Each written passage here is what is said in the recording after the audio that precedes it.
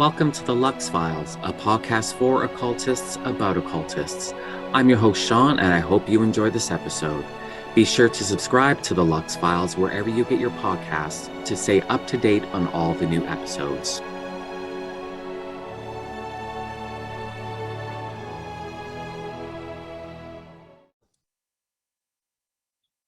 Hello, everyone. Welcome to episode 3 of season 2 of the Lux Files. I'm Sean. Of course, you know me because you have to listen to my voice once a week, and I'm sorry about that. But good news is on this episode, I have the pleasure of talking with Milo Duquette. He is a fantastic author and a magician. So welcome, Lon. Thank you very much for having me on. Oh, thanks for coming on. I really appreciate it. How are you doing? We're doing okay. We made a move from Southern California to Northern California. Okay. The summertime, so we're still not quite settled, but Right. it's nice to do something like this to change our routine. Yeah, absolutely. Do you like Southern California better than Northern or vice versa? I have to say I love Southern California Okay. better than any place on earth, really. Oh, okay. Yeah. Because they're quite different. I mean, like climate-wise and whatnot. Right. It's not the same. No. Okay. And we have lots of friends, pretty much everywhere, but we were there for so long, since 1967. Mm-hmm. So it was, 50 some years. We were in the same town in south of Los Angeles, but circumstances just conspired to have us come up to Sacramento, and we're trying to get used to the fall and winter like we haven't seen down there. Right. Yeah. So like there was no talk of like, oh well, let's move like to a completely different state, like your heart's really in California. Yes. It was circumstances beyond our control, or at least it appeared that way. So it was not without trauma. Okay. Oh, well, that's too bad to hear. Yeah, well, I used to move a lot for work, like to the point where I would have to move like once a year or so. And when you're moving that much, there's a level of stress, of course, because it's always, you can only get used to doing that so much. So there's a level of stress to it. But there's an art form to moving, and I can unpack my entire place. I got to the point where I can pack my entire place and have it completely set up in a day and make it look like I've been there for years. oh wow. Just because you just get so used to it. And also too, I mean, I'm not alone in this. Everyone's like this. When you move, if you keep a couple of those boxes unopened, it'd be like, oh, I'll get to them. You never get to them. So I just got to the point where like, well, if I don't open them, they're never going to get open. So I just got to the point where every box was open, everything was taken out of every box and set up, and in that first day in the new place. And otherwise it's just, you just end up living around boxes. Well, you've just painted a picture of our environment. Right. So, but Yeah. anyway, and it was very difficult during the pandemic. We're still in the middle of the pandemic, and I was used to traveling so much. Mm-hmm. I travel overseas a lot to do lectures and workshops and things. And about the last 10 years before the pandemic, I was out of the country a great deal of the time, and all of that just came to a complete stop. Right, of course. Yeah, yeah, yeah. I had to shift gears and do things How on. much time, like again, prior to the pandemic, of course, uh, how much time do you think you spent out of the country? About a third of the time. Oh, that's quite a lot. And then traveling within the US as well, I would imagine, oh, quite a bit. Right. But the reason it was so much, I did a lot of the last, well, yeah, a little over 5 years before the pandemic. Most of my lengthy travel was in Beijing and Shanghai and Hong Kong, and so yeah, I would go to Beijing every 90 days for uh, an ongoing class series that I Okay. did in Beijing, and so that was, and then before that, there were two other visits to Beijing. So that's pretty much 2 years of the time, and I'd be there a little over a month every time, and so that really adds up, Yeah, and yeah, absolutely. so Do you like it? I mean, traveling is hard, especially when it's not just, for like a vacation where you can wake up whenever and do whatever you want. Um, it's hard no matter like because I traveled for work a lot. I would be in a different city every day, and even if you love it, it doesn't mean it's not a hard lifestyle. Um, like, yeah, do you I'm a absolutely love it? I'm a good traveler, but I don't rough it.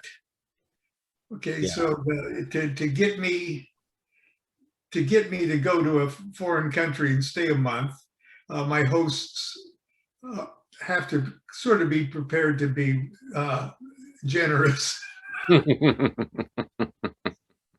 and know that I'm an old man and I don't like. Uh,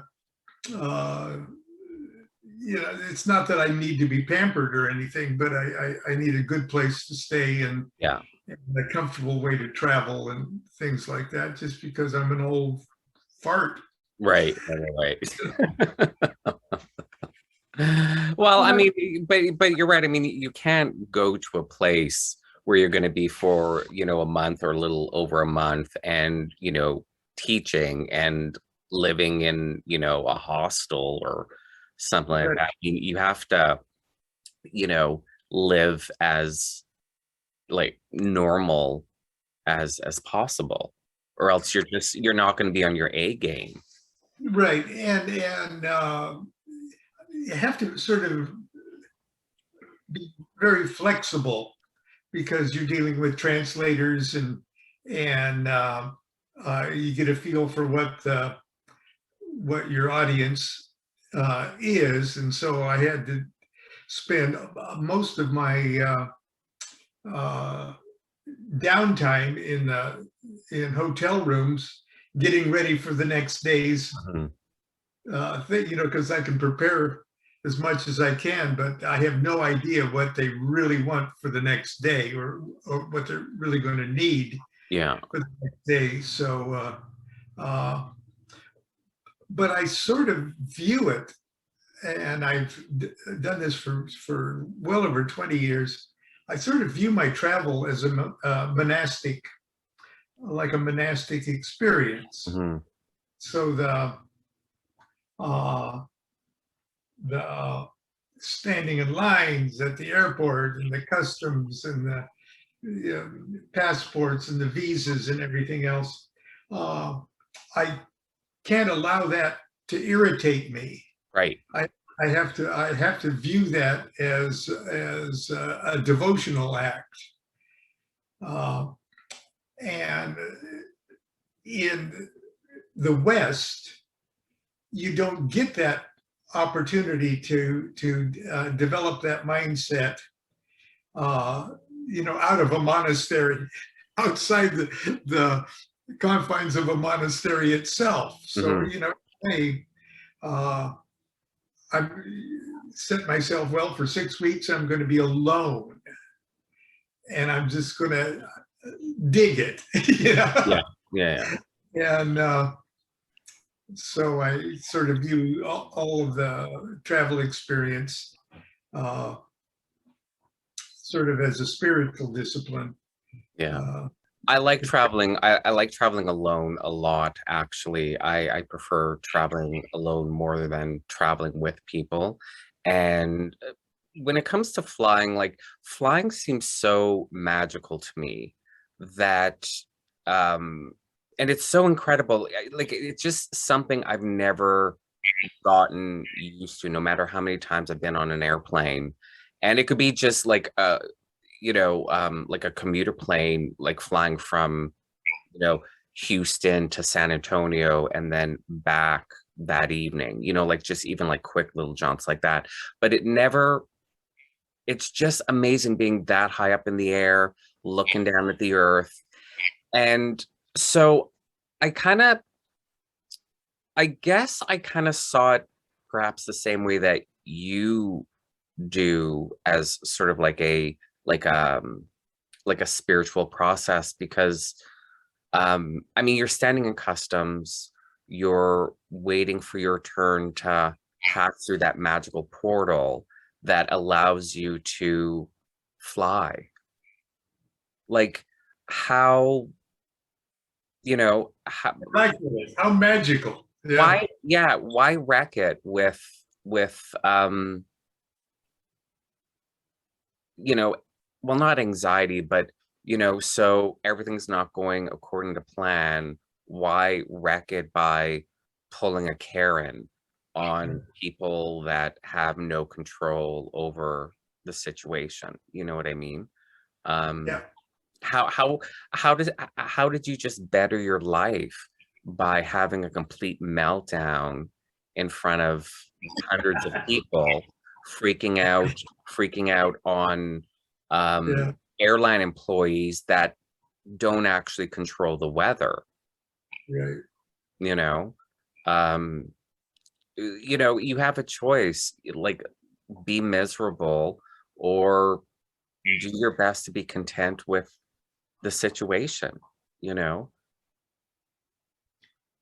Yeah. Well, I'm a pretty good traveler, but Hmm. I haven't had a chance to do it in the last 2 years. And I don't know if I'm ready to get back on a plane quite yet. I'm vaccinated and boosted and uh, but I'm still not prepared because I don't think I really want to be in that sealed up aluminum tube Yeah. Yeah. for any length of time right at the moment. So Oh I'm no, doing. I don't blame you. I mean, the US Canada border finally opened up. I'm in no hurry to rush down to the States. Here in Canada, you have to be double vaxxed to get on a plane or a train or a ferry, and that's all well and good, but um, I'm not in a hurry. Yeah. So, and we're really lucky to have things uh, like we're doing right here. Uh, Oh, Zoom has been a godsend, or whatever, you know, um, video conferencing program people are using. I use Zoom. It's been a godsend. I mean, I'm getting a little tired of it still being such a big form of my communication. But things are slowly, like the city that I live in, we have like one active case. So the fact that bars and restaurants are open, I feel a lot more confident, you know, finally stepping into one.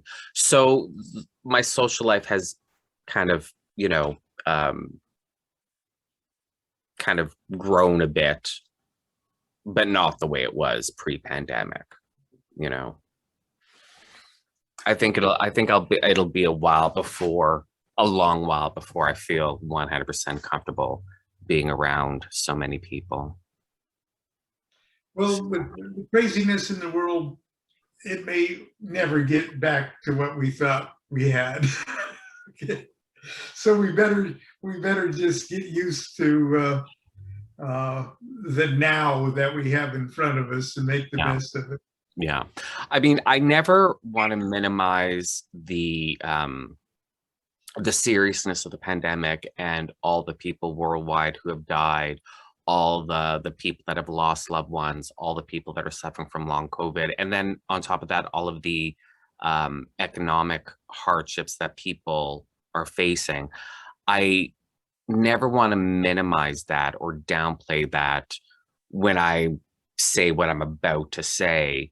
Um, there was for me an upside to COVID in that, like, I can't leave my house. I live alone. I can't leave my house. Like, we were literally under, like, not just lockdown at one point, not just, you know, businesses being locked down, but like, do not leave your house orders when it was really bad here in my province. Like, you can leave for, you know, going to the grocery store, going to a doctor's appointment, something like that. And that was pretty much it, which was fine because I mean, everything was closed anyways. So those were the only things that were open: pharmacies, grocery stores, you know. Um, but yeah, like there's nowhere to go. There's nothing to do. And I just really just immersed myself in magic and started playing around with like my daily practice. And, you know, because things like that can get kind of stale, you know, your daily practice of doing like the same old. And doing a lot of experimenting with ideas and concepts and whatnot. And because I had the time, because there was nothing else to do. You know, there was no going out, there was no seeing friends, there was no going to a bar, going to a movie, nothing. There was just nothing. And I would have gone crazy. And see, I'm not much of a television person. So for me to sit and turn on the television, well, that's not going to work. You know, that's just not going to do it for me. So I just totally threw myself into magic, and I feel like I benefited greatly from that sort of dedication. I think that's, you know, barring I never experience another worldwide pandemic in my life, I think that 18 months will be the closest I'll ever get to like a, you know, like a monastic lifestyle where you're, you know, in that magic or religion 24/7. All you're doing is like learning and practicing and doing and whatnot. I think that's the closest I'll ever get to that sort of concept. Yeah.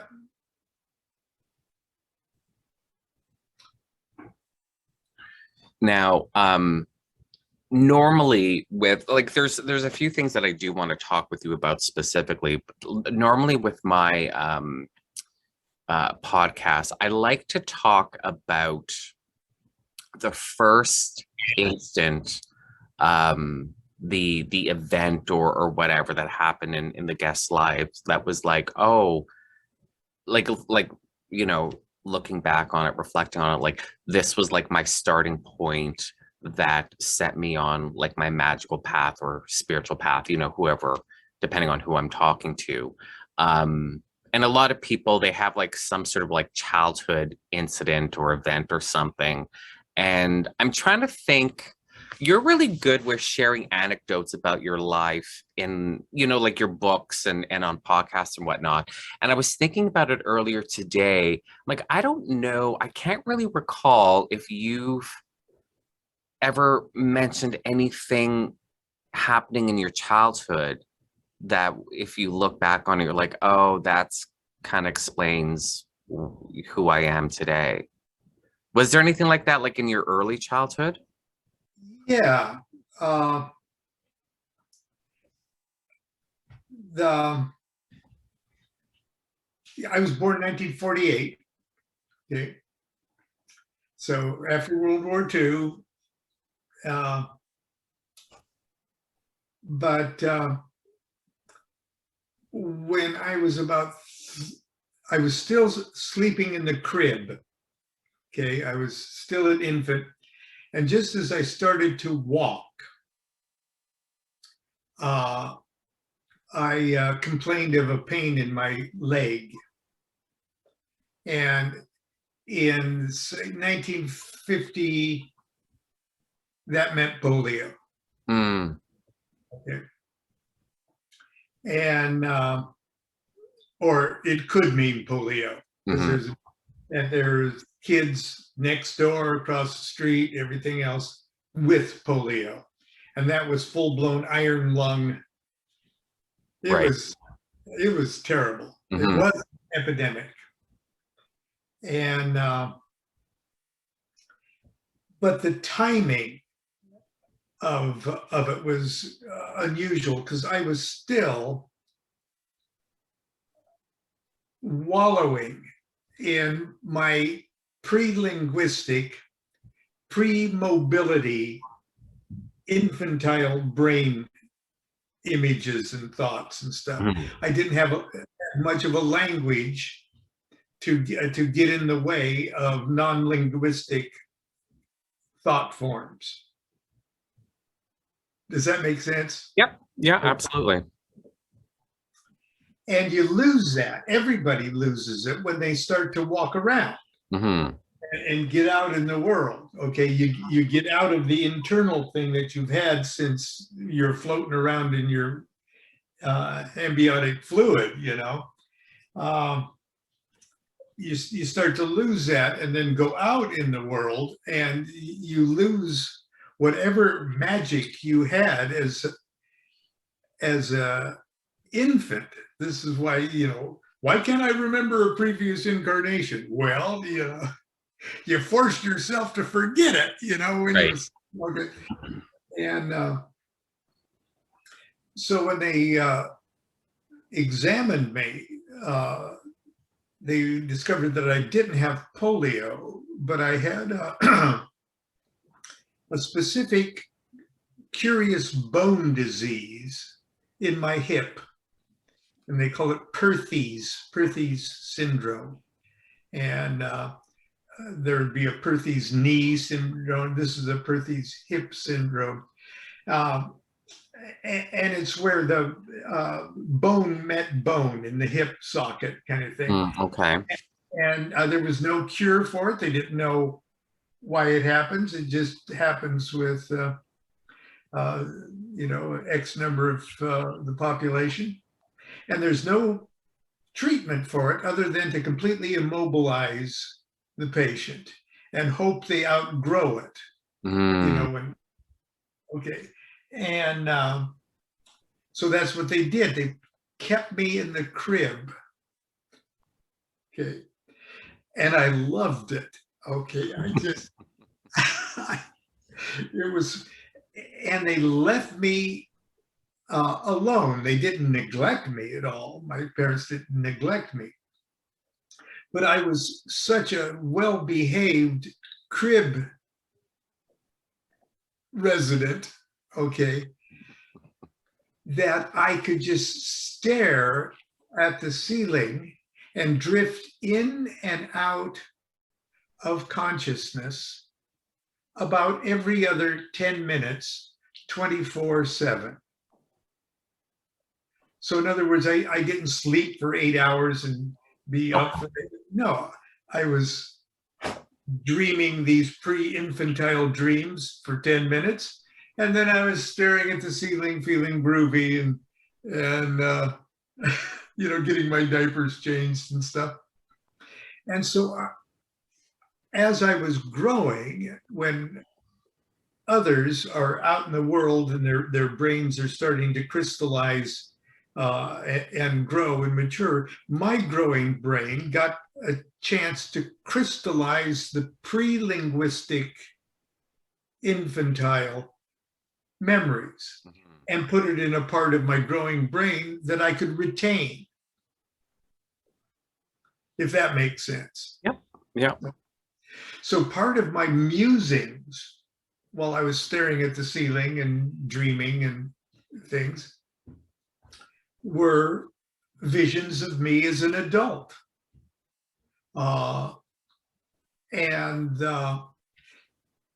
Remember, this is 1950. We didn't have a television until around 1954. Right.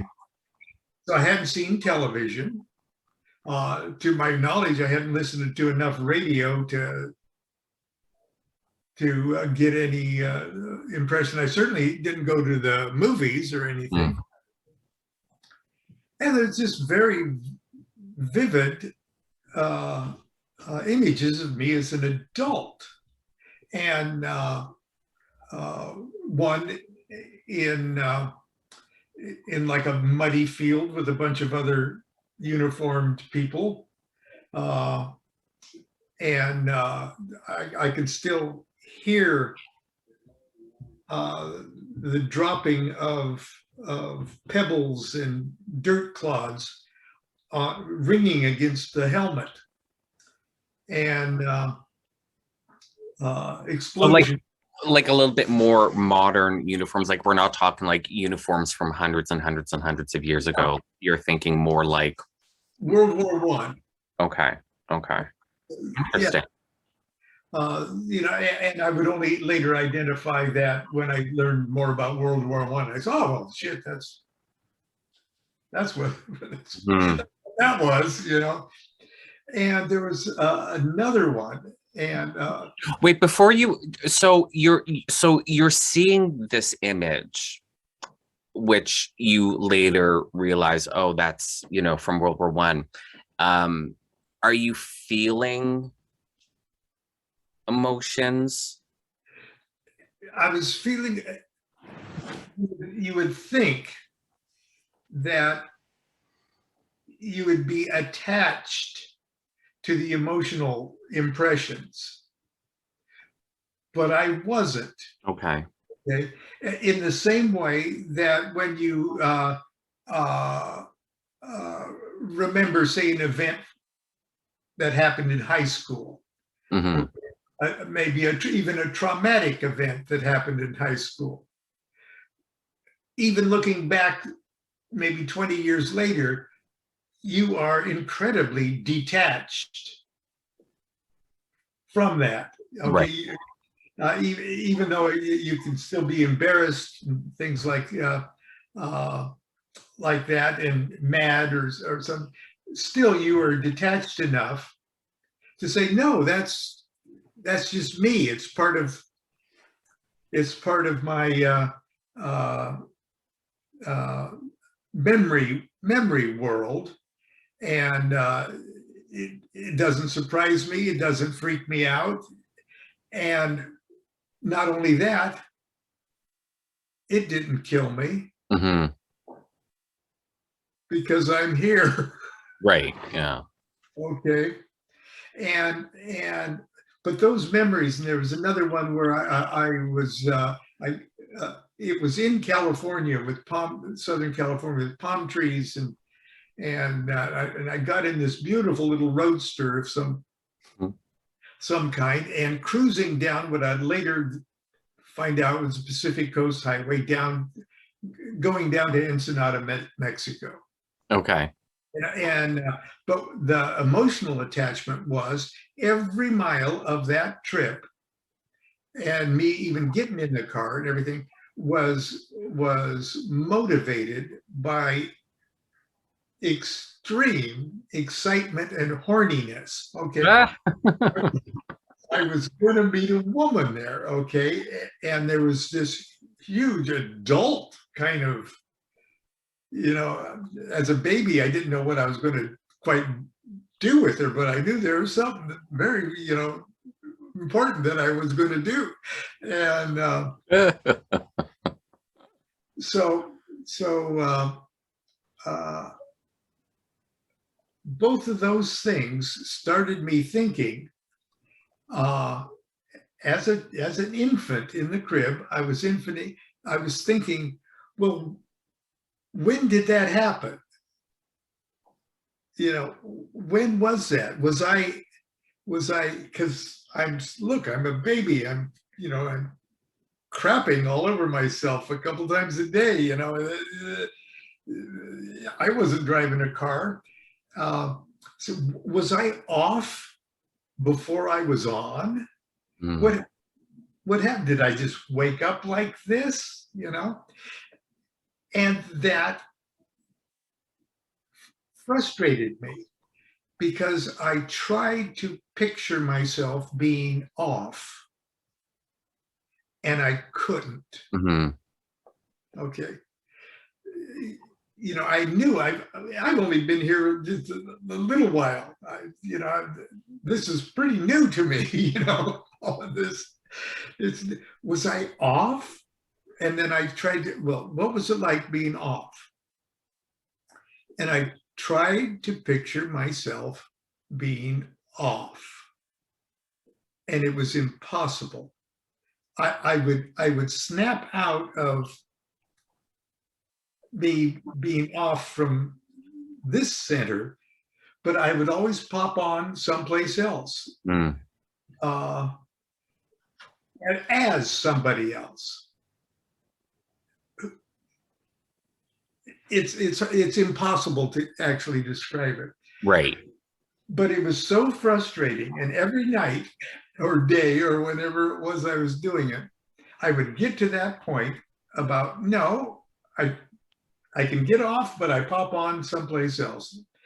And the only thing that would keep me from actually going Edgar Allan Poe bonkers, okay, was for me to surrender to the fact that I've never been off, that there is no offness.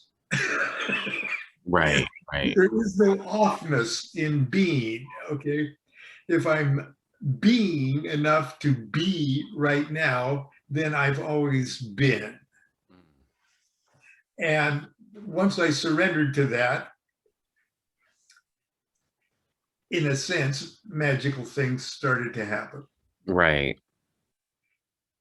And that's fascinating. I couldn't imagine. I just, and I think most people couldn't imagine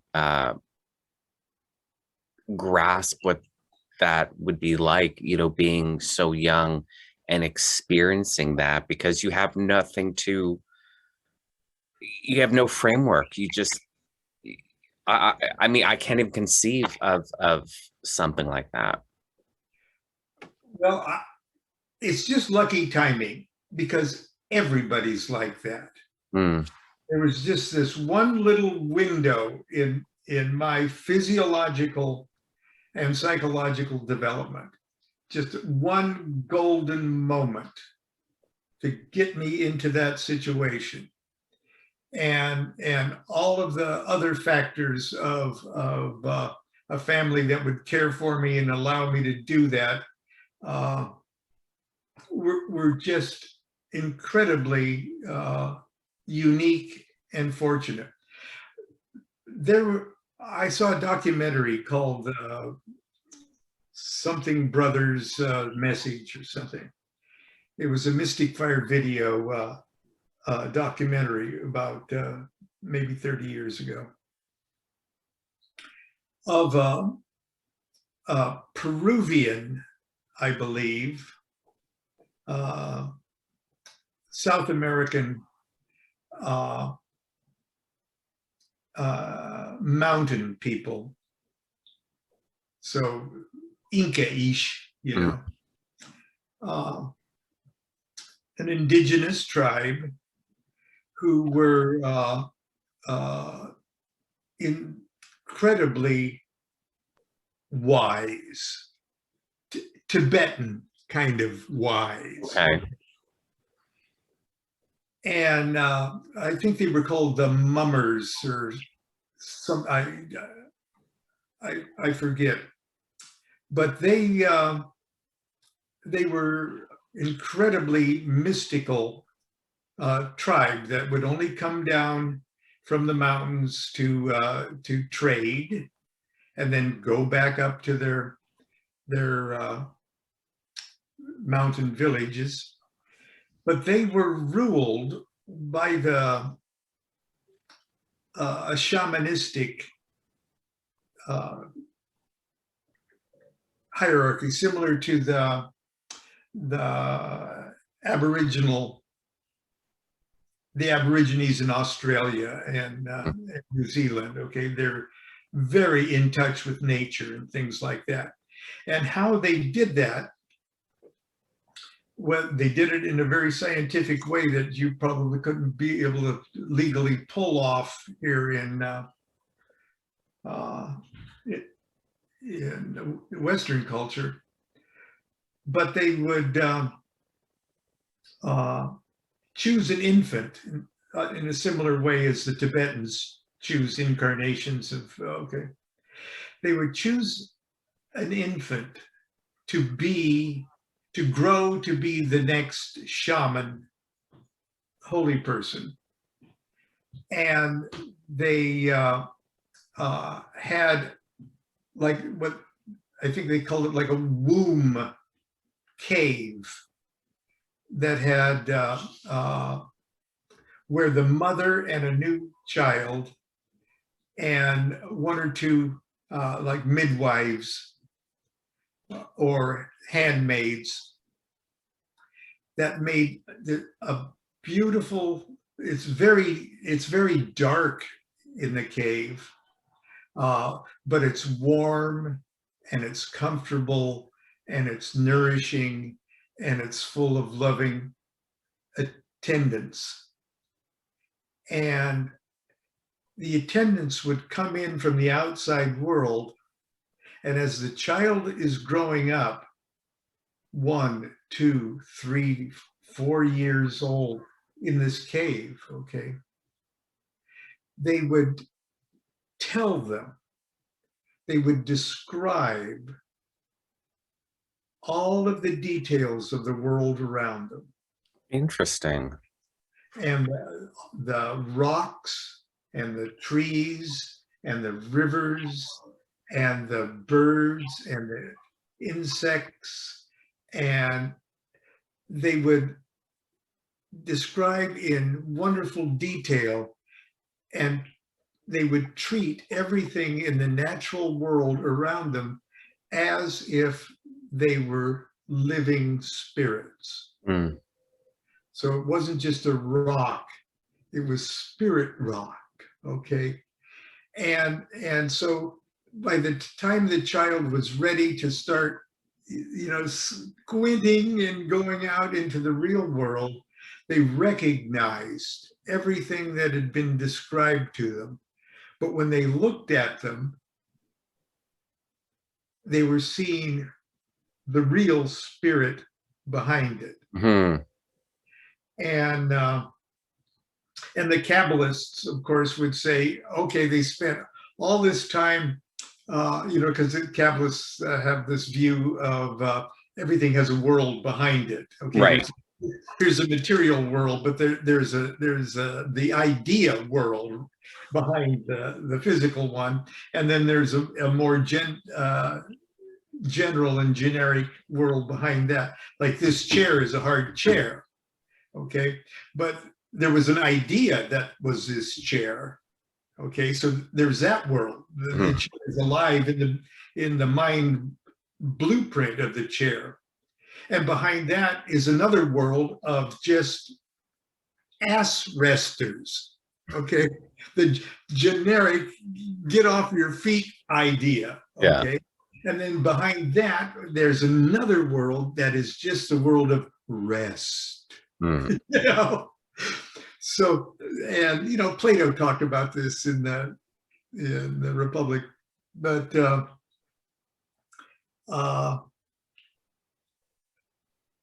that whole idea that what we're seeing is just the crust of what it is, okay, including ourselves when we look at ourselves in the mirror.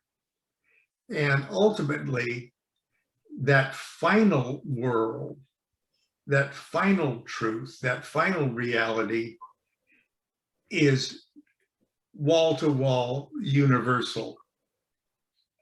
In other words, it's like you and me, we're asleep. We're sleep talking right now. And sooner or later, we're gonna wake up to realize that we're really more attached, more, we're really each other. Yeah. Okay. And pretty soon going back to that Kabbalah thing, they have that tree of life diagram. There's 10 emanations. There's Godhead at number 1, the singularity, the absolute. And then there's 2, 3, 4, 5, 6, 7, 8, 9, 10. Those are just levels of falling asleep. Mm. And we're down in 10 thinking that we're separate from each other. Right. But we just keep waking up and waking up and waking up and waking up until we eventually wake up to realize we've been each other all along. I like those are really good analogies, especially the one with the chair. That's a really good way of describing that. I'm going to remember that. I can see myself using that because, it's, I find, we're talking about like magical concepts or spiritual concepts, and they can be sometimes quite difficult to grasp. So when you can take something, like quote unquote real world, like a chair, and be able to describe that chair in the 4 worlds, it can help people to understand that concept a bit more, which I have to say you're really good at doing in your books. You're really good at taking complex concepts and breaking them down and make them easy for everyone to really understand. That's the only way I can understand. Right. Yeah. It's got to be simple if you're going to try to get it through to me, So Yeah. So that's a good analogy. I'll definitely remember that. I'm just so fascinated by the story of yours of being able to see, presumably a lot of your past lives at such a young age, and just the whole I mean, some people talk about their past lives, seeing their past lives as young children, but if you're confined to a crib and you have such a limited understanding of the outside world, to be seeing those images, it just this is fascinating. This is just completely fascinating to me. I've got a postscript to that. Okay. In I guess I was 17 or 18 years old. I moved back from Nebraska, where my parents had kidnapped me and held me hostage for not really seemed like it in the barbaric Midwest, because I was born in California. Yeah.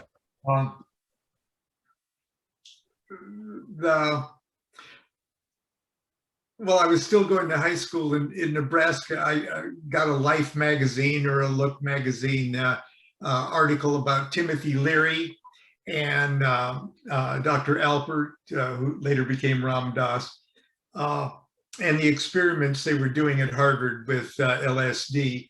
And the second I read that, I said, that's for me. Okay. I tell you, the first opportunity I'm going to get to do that, I'm going to take that LSD.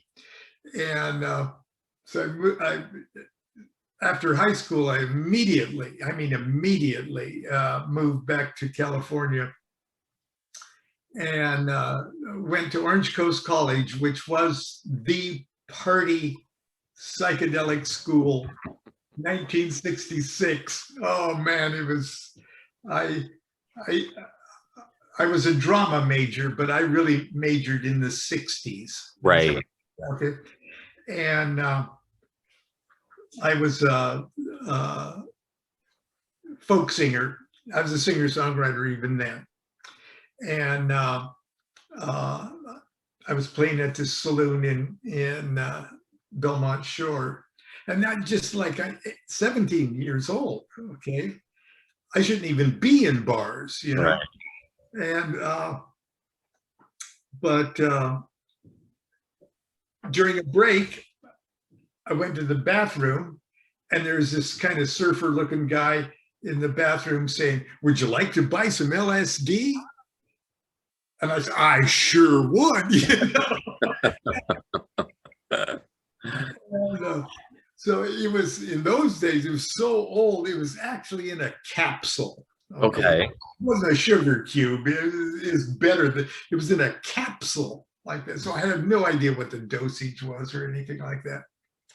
And but anyway, I took that home, and truly, that was it. If we were looking for a red letter day when it started, when all this started, okay, it was that day.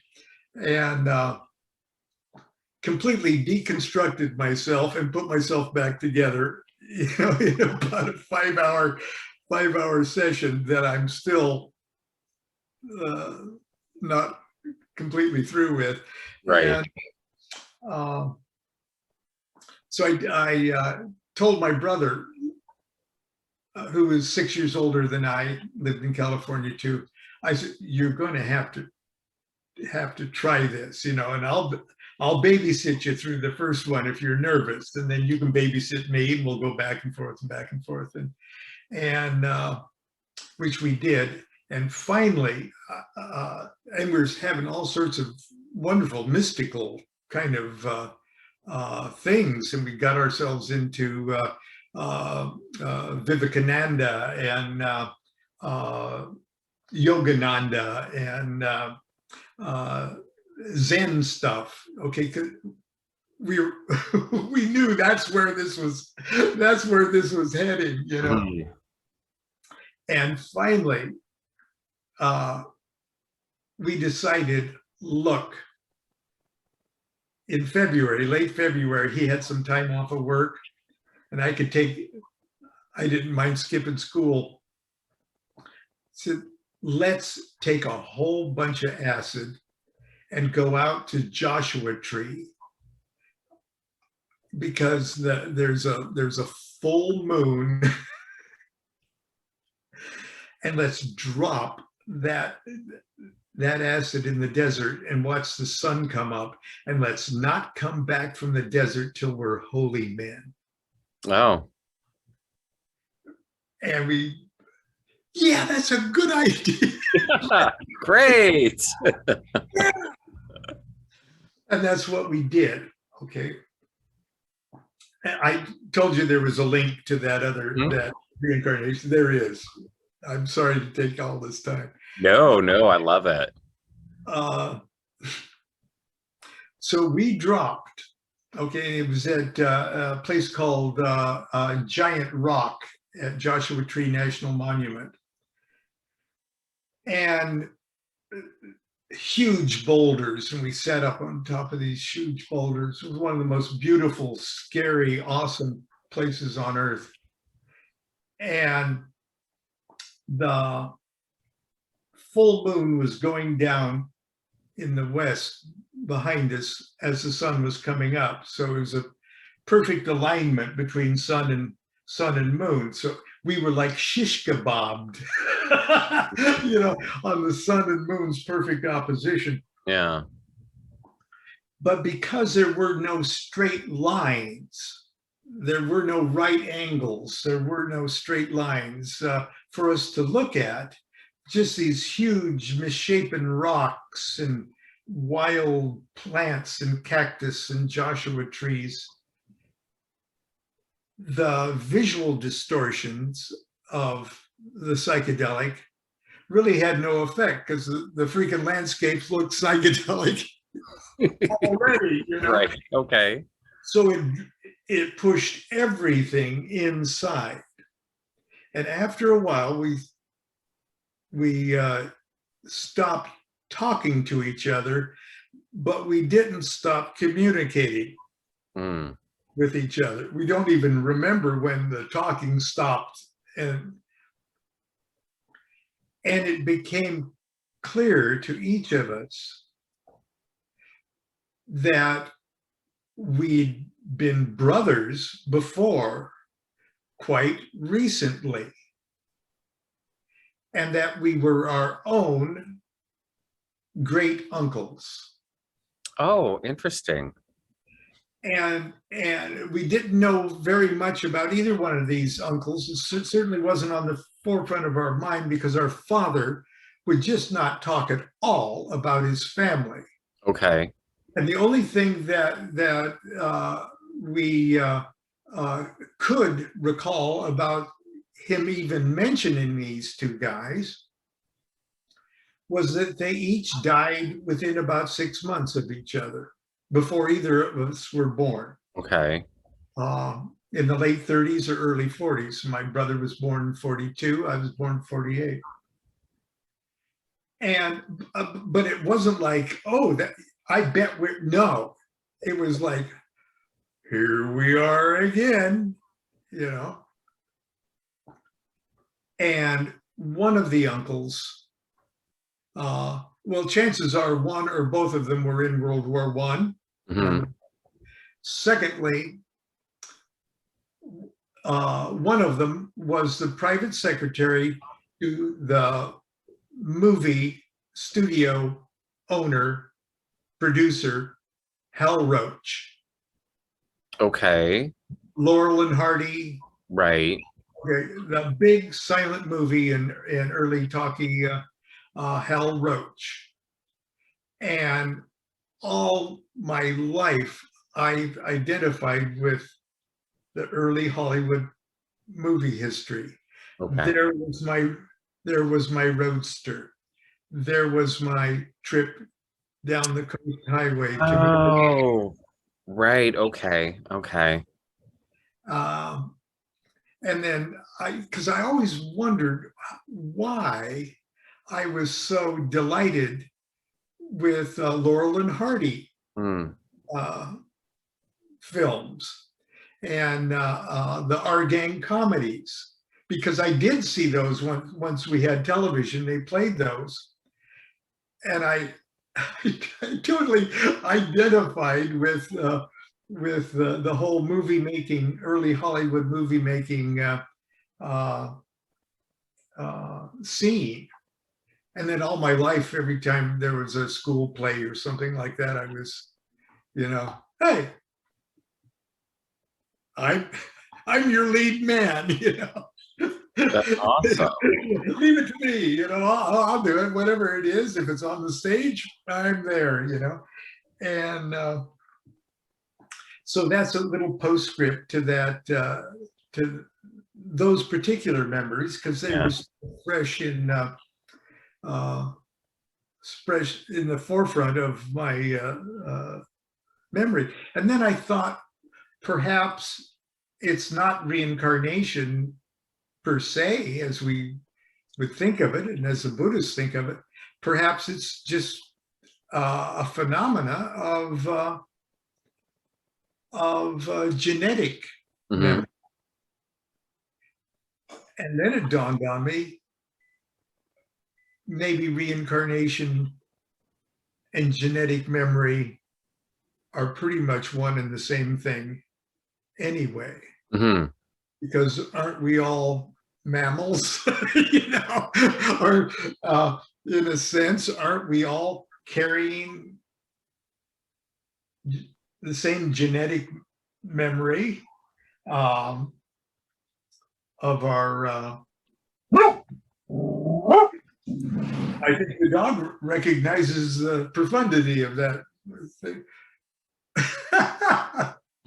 But anyway, so well, it's certainly something to think about, because we talk we use all these terms and these concepts, and we so often talk about them as if they're absolute and they're proven. You know what I mean? Like if you believe in reincarnation, you're going to talk about it like, you know, every scientist in the world knows how it works and has, you know, tested Right. it and proven it. And that's obviously not the case. Same with genetic memory, same with, you know, the collective unconscious. So it's which in a way is great because we can have these conversations and we can wonder and we can debate and we can discuss.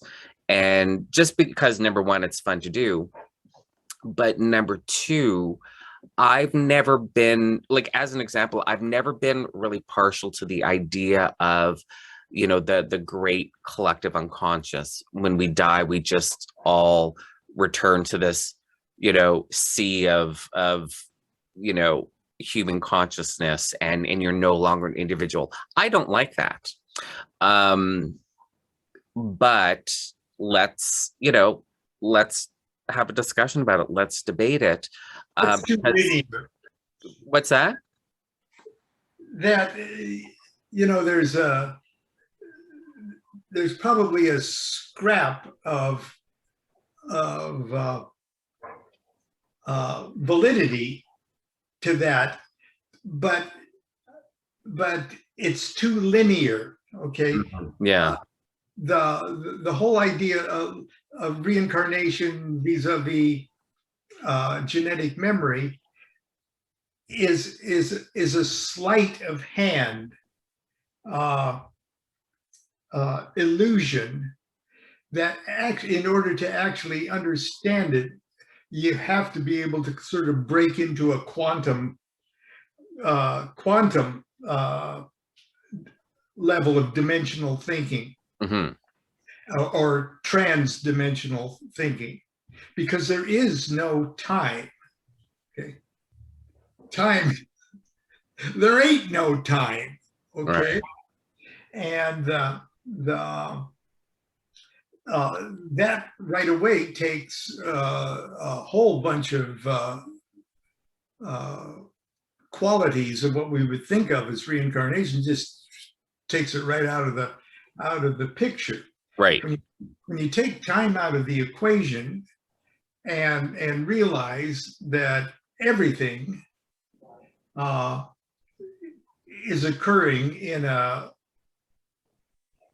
super now that we can't wrap our meat brains around, then discussions of reincarnation or genetic memory, or discussions of anything, magic included, is we're speaking about a reality we can't understand with a vocabulary that is is not up to with a vocabulary that just doesn't have the words to discuss it. Exactly. Yeah. We don't have the words, don't yet exist for us to be able to have these sort of conversations about these concepts, you know. And it's interesting talking about time and whatnot, because when you I don't want to say factor in time, but if you're going, you know, on, if you have some sort of concept, linear concept of time, like there was a beginning, there's going to be an end, and it's this straight line, then reincarnation can only be from something in the past. And I don't know, that doesn't sit right with me. You know, I don't know if that's, yeah, that's just not right. Like when I really think about, I mean, at one time, you know, for sure, because, you know, I exist in the world we live in. There's a beginning, there's an end, time moves forward. And if you believe in reincarnation, those are your past lives. And I was fine with that. But that just doesn't seem logical. Maybe logical is not the right word. You know, a lot of people listen to the kinds of conversations that we have and be like, you're using the word logical? Really? You're just talking about invoking angels into a crystal ball? But yeah, it's too neat. A beginning, you know, a straight line of time to the end. It's too neat. Well, and the universe is not neat and tidy. no, Not at all. I use the analogy of the deck of tarot cards, because the tarot cards got the 22 trumps, which are totally Kabbalistic, just in the way that they're ordered. Got the 3 mother letters of the Hebrew alphabet and the 7 double letters and the 12 simple letters, and the 3 mother letters create up and down and right and left and forward and backwards. So they literally create space, and movement within space creates time. So that springing from a singularity to go up and down and right and left and front and back, all of a sudden you sort of spoil the perfectness of nothing. You know, you create that center thing, and then up and down, and then movement, relative movement within that space creates time. And so you got the center point and the 6 sides of a cube that you've just formed, and there's the 7, you know, double letters of the Hebrew alphabet. Well, anyway, and the 12 edges of the cube are the 12 letters, and so there's the 22 trumps of the tarot. And then you've got those 4 worlds I was talking about, the chair world and the idea chair world. Okay, those are the 4 suits, and each of them have a tree of life subdivision. So if that part of the being sort of breaks up like fractals. And so you end up with 78 total cards, and if you put them all in order, that's the way the universe really is. It's like your tarot deck in order. It's perfect. That's just perfect. But when you shuffle the deck, when you shuffle the deck to give yourself a reading or a snapshot of how you're perceiving the universe at the moment, you haven't disturbed the perfection of the tarot deck. Okay, your shuffle deck is how your screwed up perception of the universe is at the moment. Well, that's how each of us is. We are an unshuffled deck of tarot cards. That is our identity. We're already working just fine. We're already just a perfect, unspoiled, unwrinkled reflection of what it is. And it's our defective freaking powers of perception that is making us so damn unhappy, you know. Oh, that's, you know, when you put it like that, it's like I spend a lot of time, magicians spend a lot of time, I don't want to say perfecting themselves, but it's almost like we're just trying to reorder our, like you say, we're fine. We're just now trying to reorder our perception of the universe. And that kind of puts a different, on the surface, a different spin on what we do as magicians and mystics in a way. It almost sounds a little deflating, but if our higher self is that unshuffled deck, then that's what we're working towards. Then that makes a little bit more sense. The Enochian system of magic John Dee, the Queen Elizabeth's. Yeah. Oh, I know him very well. Not personally. Not personally. I tried to get him on the podcast. Hasn't returned my emails. So John Dee. I've tried. I've tried. Okay. Keep trying. Yeah. There's two pieces of equipment. It took them almost 3 years to through angel communications, through crystal balls and black mirrors and things like this, using alphanumeric squares and one letter at a time and things like that. There's two major pieces of equipment. There's this thing called the Holy Table, okay, which is the holy ground, I guess, for the center of your working area. So it's supposed to be a perfect miniature working model of the cosmos. Yeah. In the same way that the Temple of Solomon was supposedly, the proportions were such that it supposedly was a perfect miniature working model of the cosmos. So if you got one of those, it vibrates with the same universal perfection as the macrocosm. Okay. Yeah.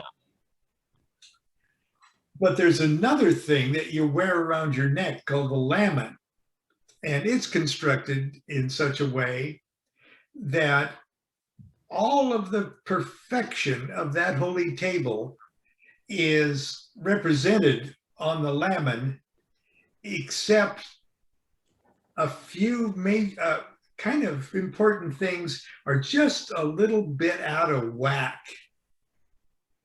Okay, so in other words, the holy table's perfect, and the lamen has all of the components of perfection, but it's a little bit out of whack. It's sort of like a shuffle deck. Okay.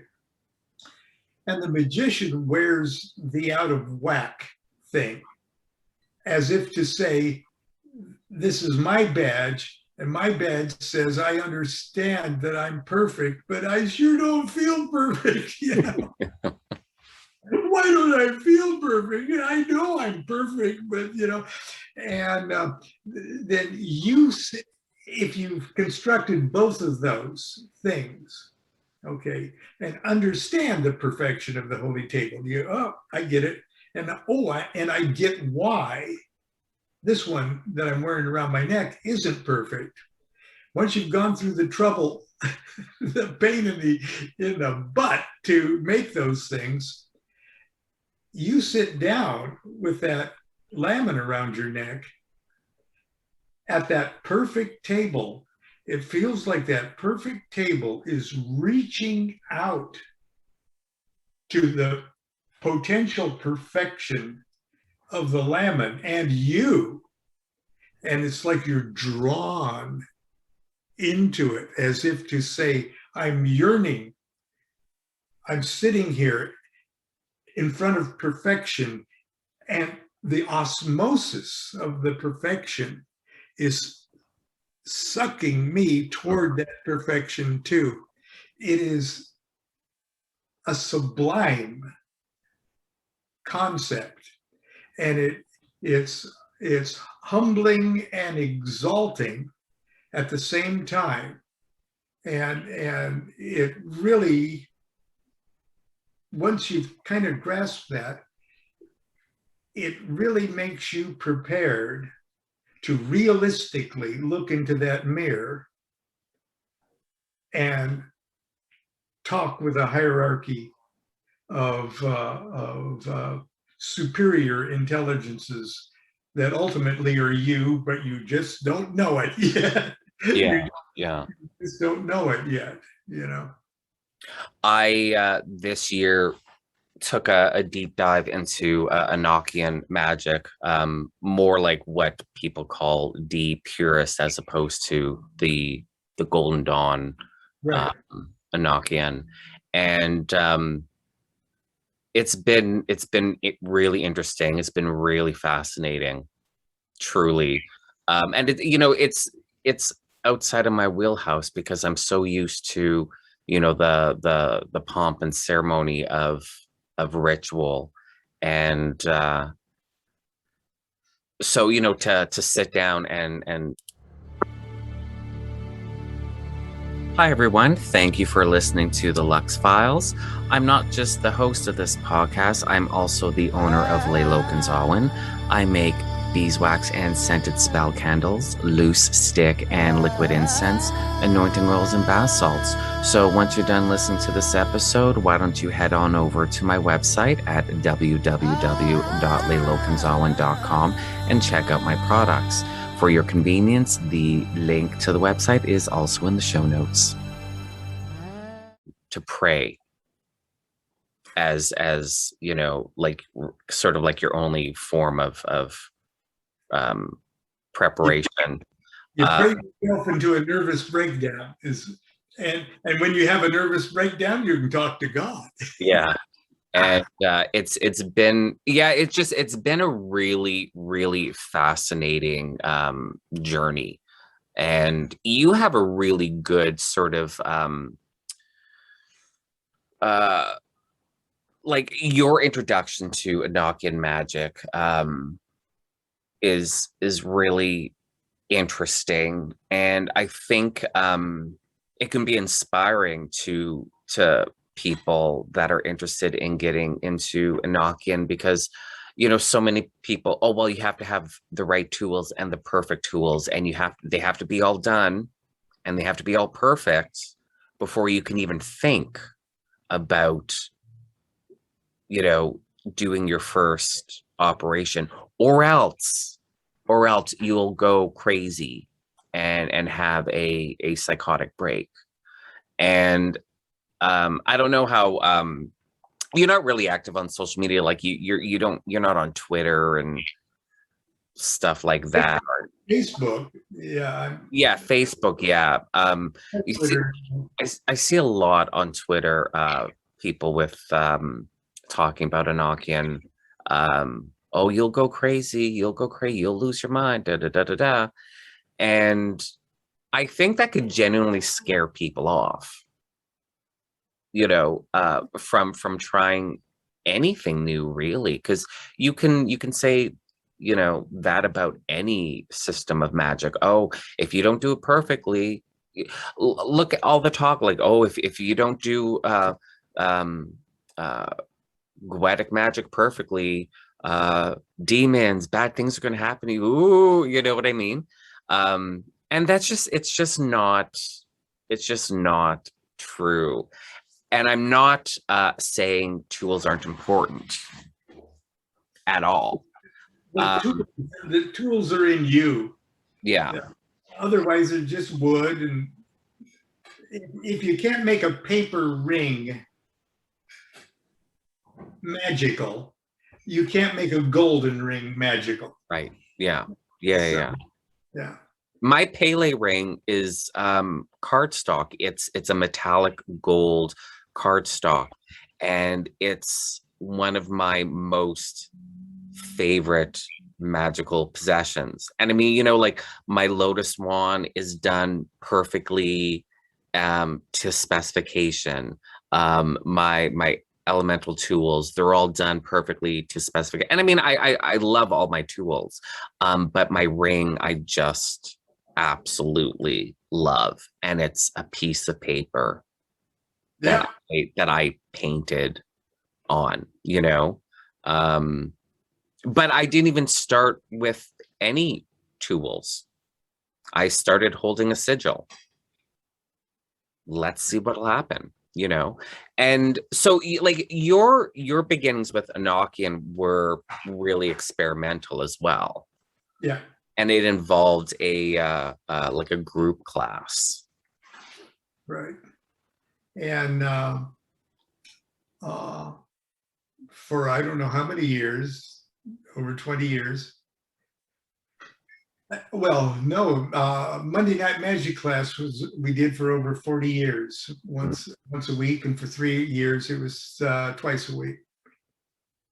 And every year there'd be a series of Enochian stuff. But the group Enochian workings aren't the ideal Yeah. Application of the system. What group workings are good for is to prove how easy and how safe it is. Mm-hmm. Okay. And if you resonate to it, to give you enough information and enough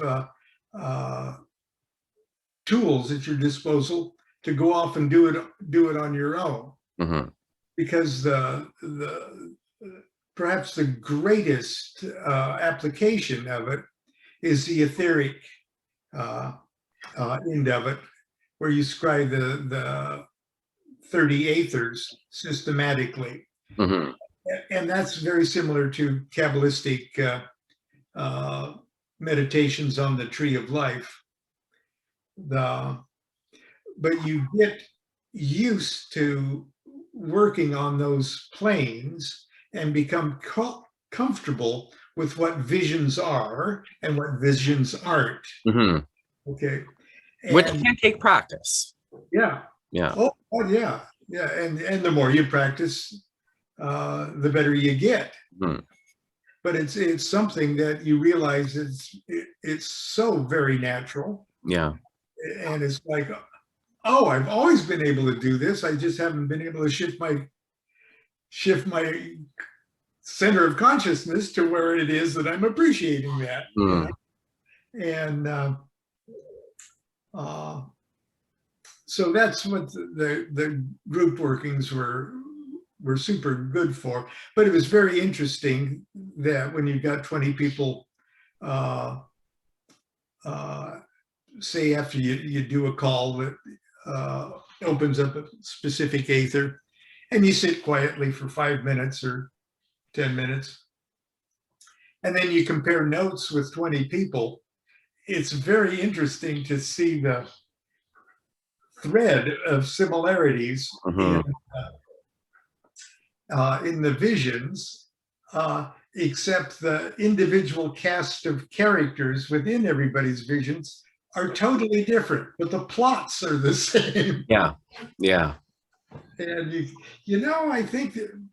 I think we are sort of hardwired in the same way, because to do a specific Enochian call, it's like ringing a big bell or a tuning fork of a specific frequency, and everybody sort of gets high in their own way hearing that bell ring.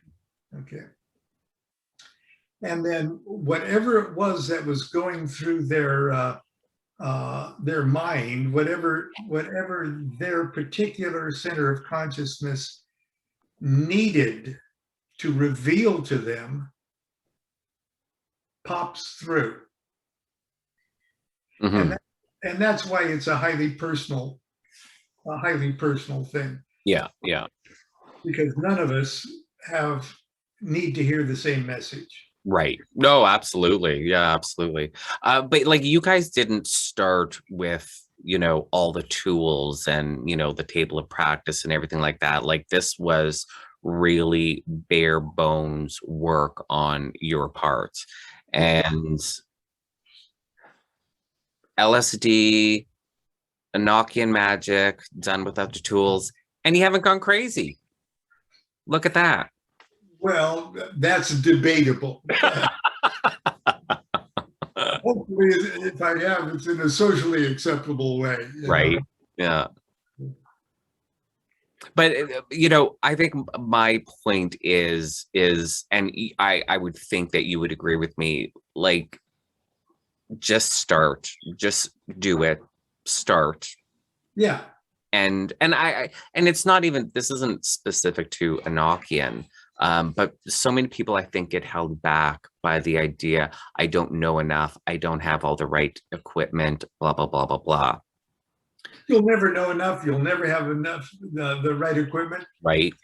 So just start. Yeah. Yeah, absolutely. I mean, I don't ever see myself engraving the sigil into beeswax 5 times. You know what I mean? Like that's I just don't see myself doing that at all. I'm crafty, with making tools and whatnot. I don't think I'm going to do that. So they they may be made by someone else. They may be paper pasted on wood discs. It's not going to stop me from doing. And I don't know, you could possibly say that the more the tools don't, well, the tools don't make the magic, period. You make the magic. But I suppose you could have the argument that the more quote unquote proper the tools are, the more effective your magic can be.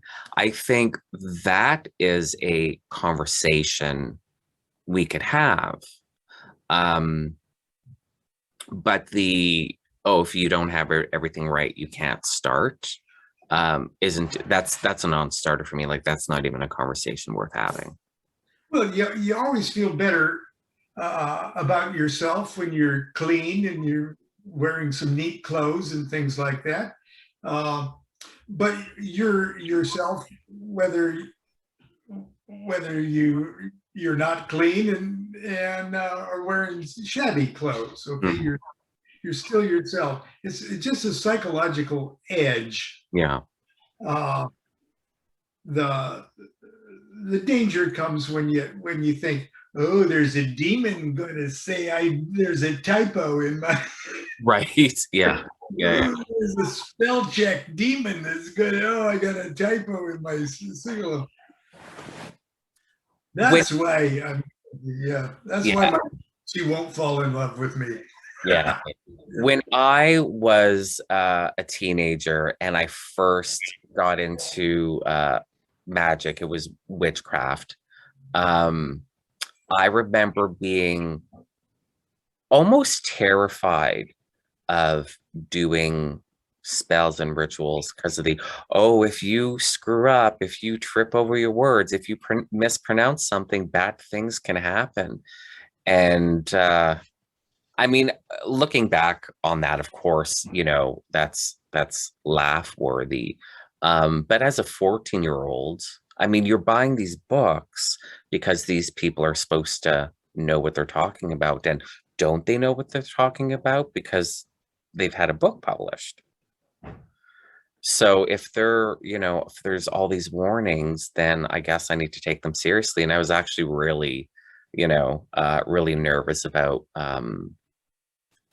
screwing up in some way. And, just like, I don't know what I expected to happen bad, but yeah, that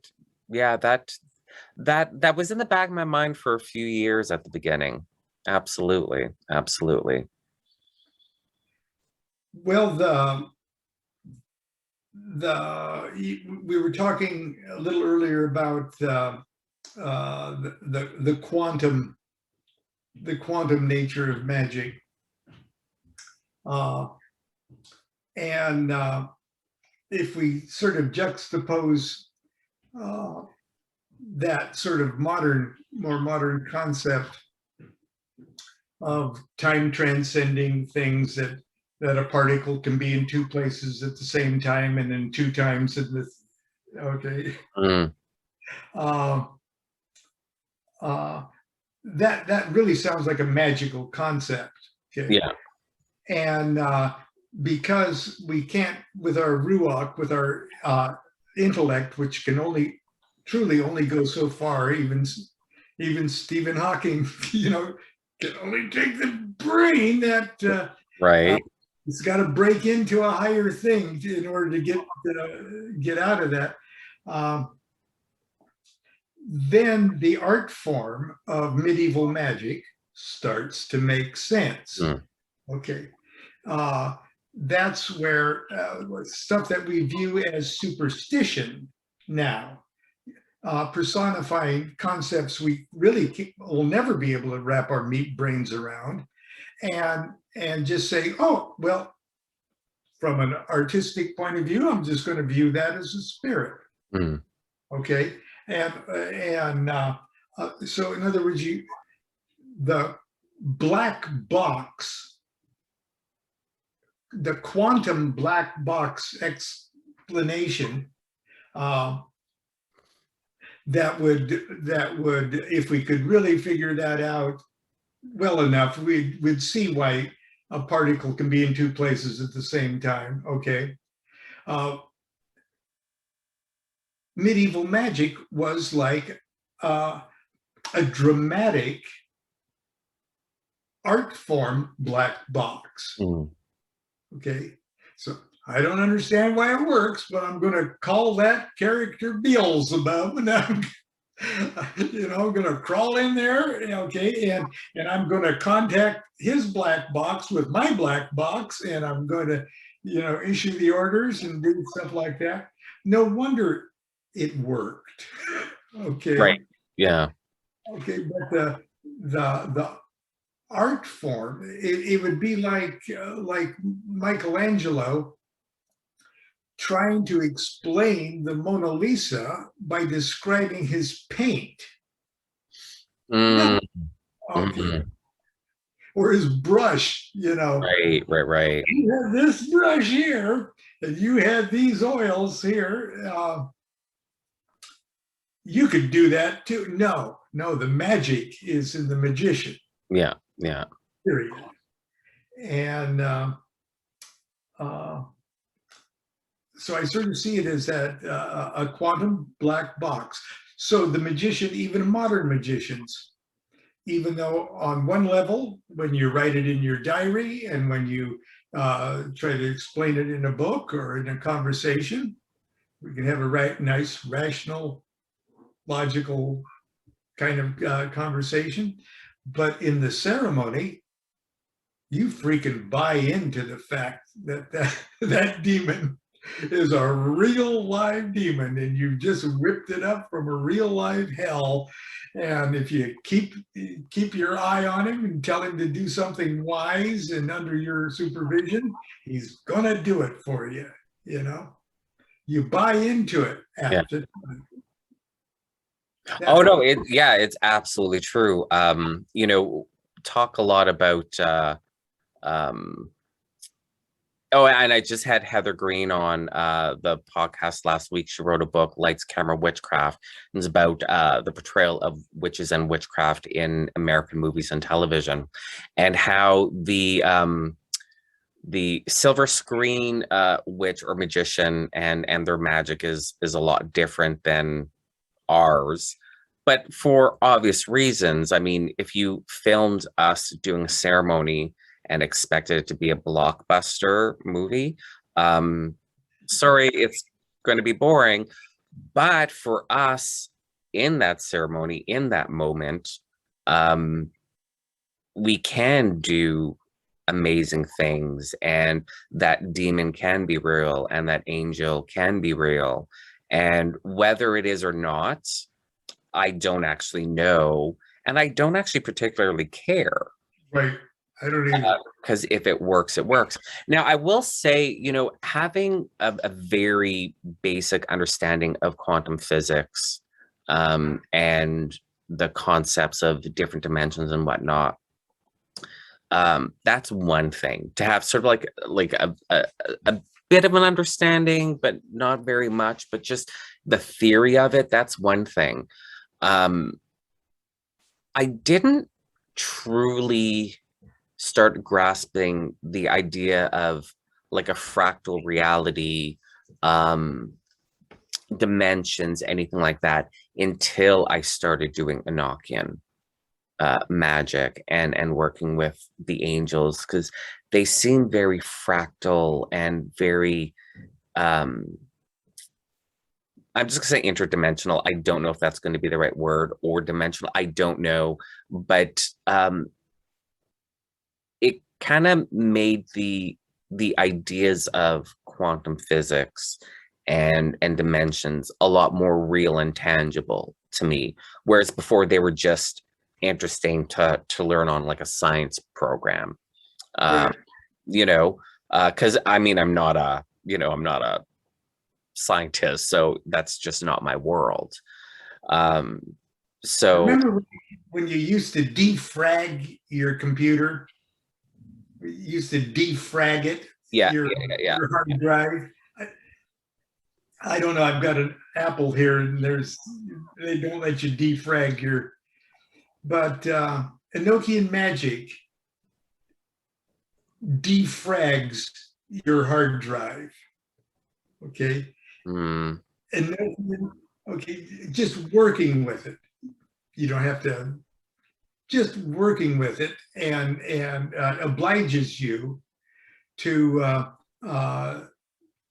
view this breakdown of elements, sub-elements, and sub-elements in a practical way. It's like giving you a lube job.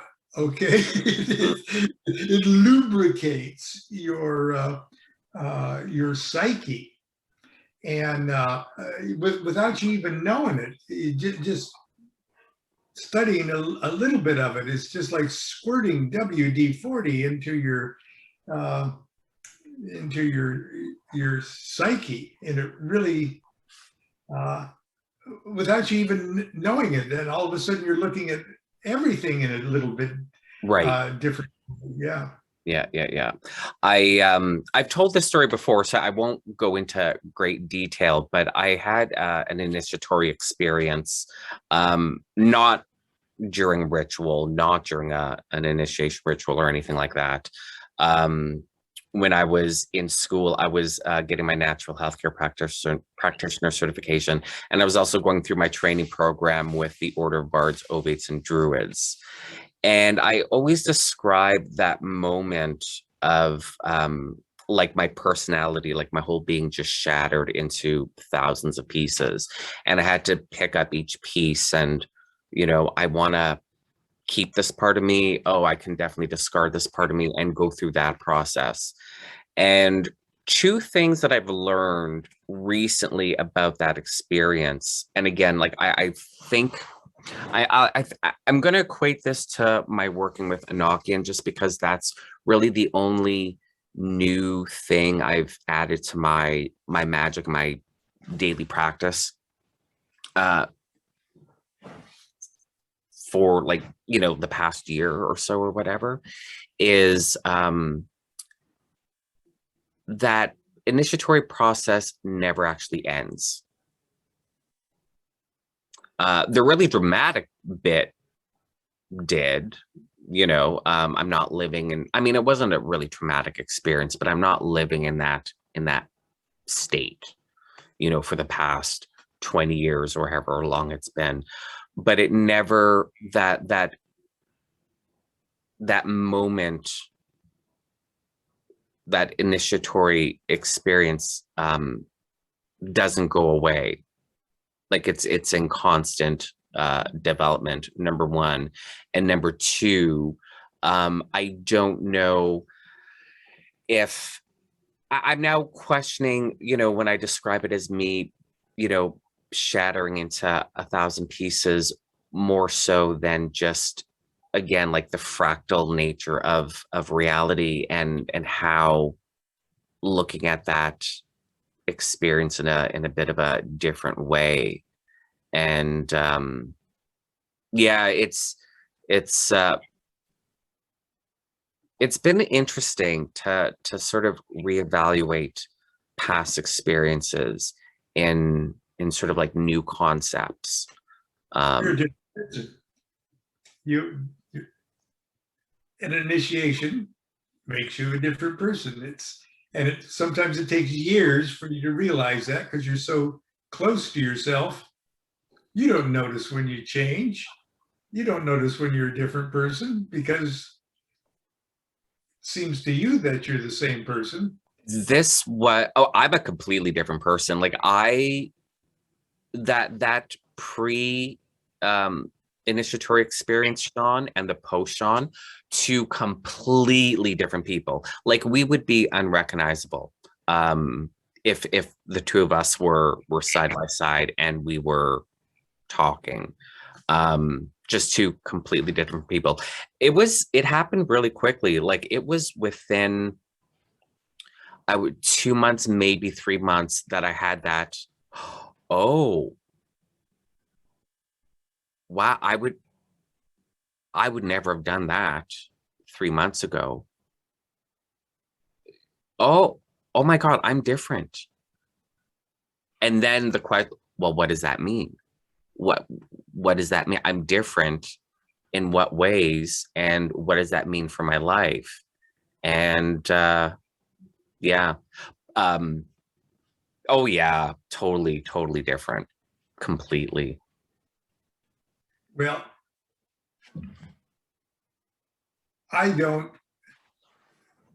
it takes me in my bonehead to actually stop and think, gee, would I trade places with the me that I was 6 months ago? And the answer is, oh, hell no. Right. Yeah. Idiot, 6 months ago. Well, would I even trade places with where I was yesterday? He said, no. No. No, God, no.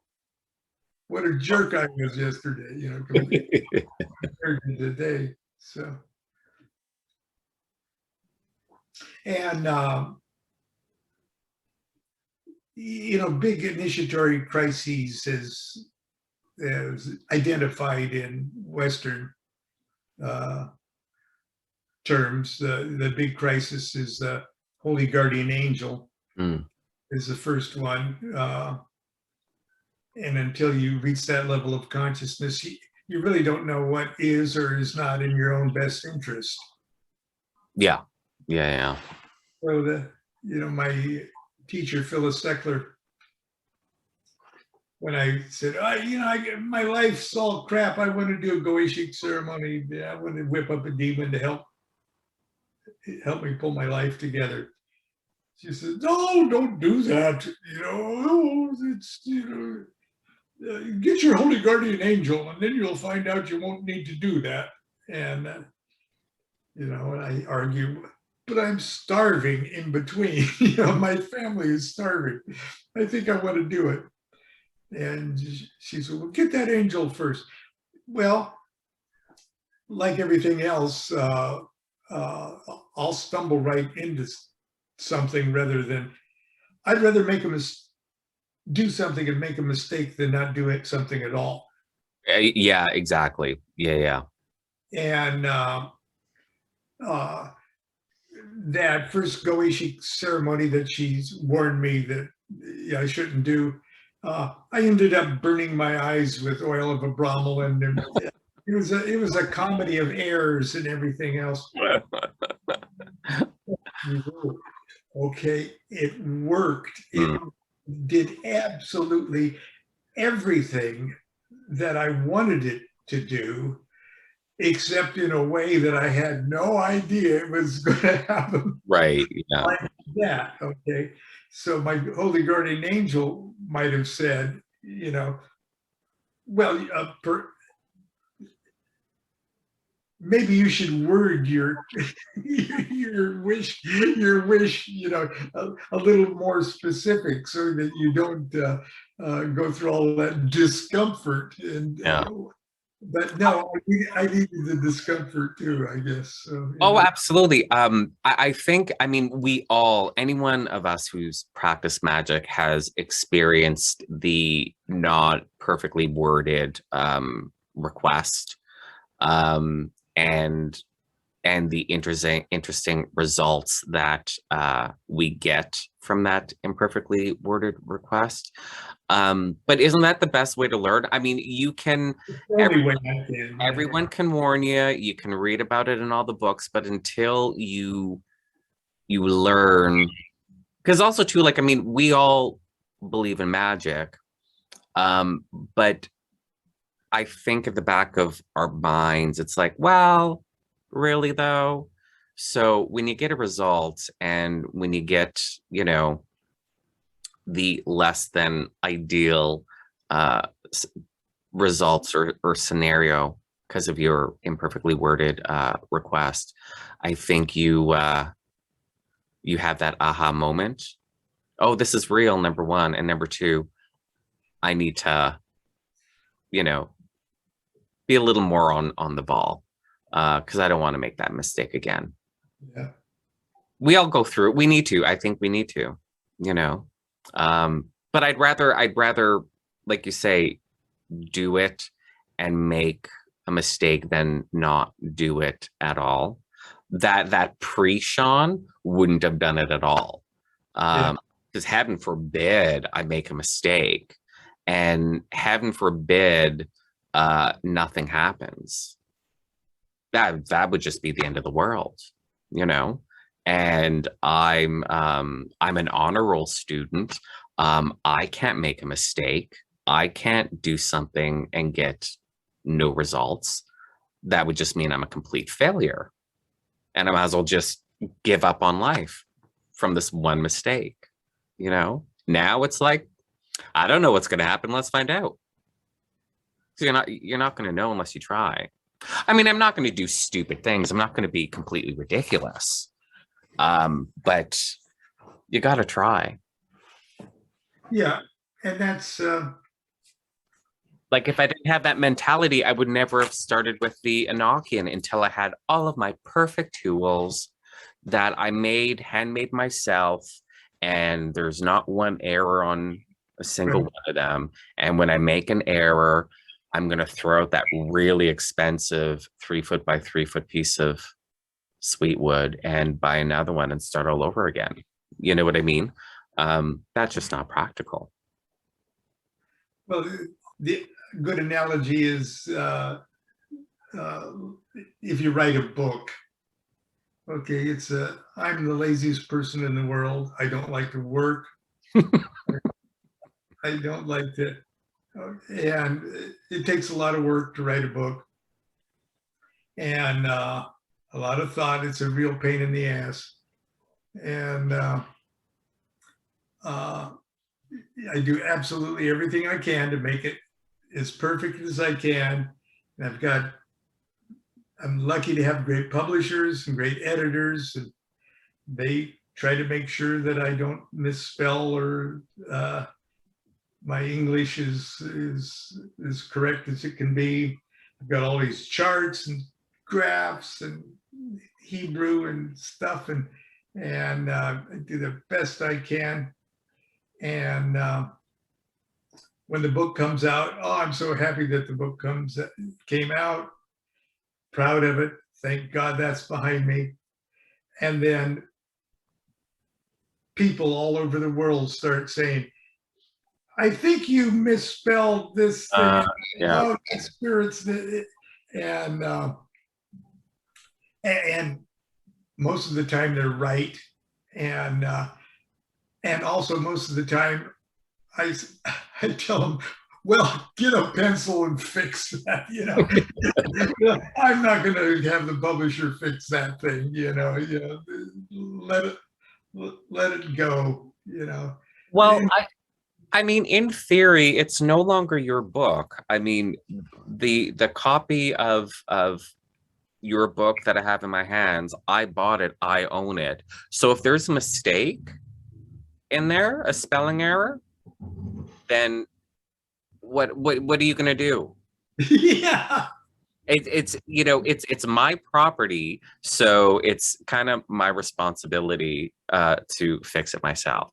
So wouldn't it be simpler for me to grab a pen and add that missing S, rather than expect the books to all be pulled and redone? And like, really, it's a spelling error. Get over it. So the fear of another typo or typos still remaining in the book, if I would have stopped and said, don't publish it yet, there may still be typos in there. You know, I'm pretty sure there is typos still left in that. Don't publish it until I until I find it. I'll have a million other people read it for me. It had been stupid. Let Yeah. it go. Do it. It's better to do it and be embarrassed than not to do it at all. Right. Yeah, absolutely. I agree. I agree. I mean, and not even talking about like deadlines that you're contractually, bound to. It's just not even that. Like you put that aside, you're writing a book with the idea, the purpose of publishing it. If you get, oh, wait, just let me reread it one more time, just in case. But you can say that, you can go through from start to finish, not find a typo, and still think there's a typo in there and be like, well, obviously missed the typo. So hold off again, let me reread it. And to what end?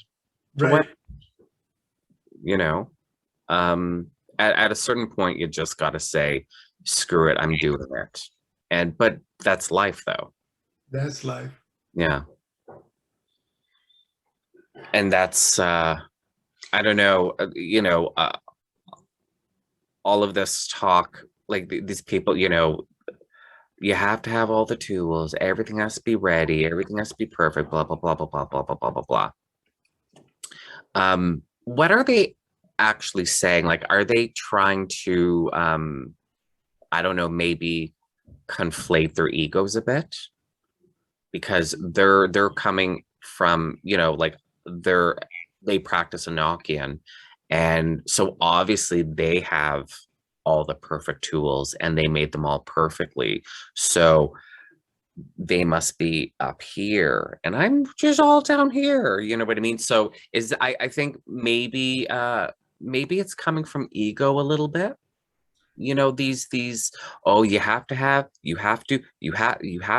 know what I mean? Because it just, you would just assume then, because these people are practicing what you want to practice, that they have all these perfect things that they were able to perfectly make. So I wonder if these warnings, I'll call them, are coming more from ego than from a Right. Well, advisor position.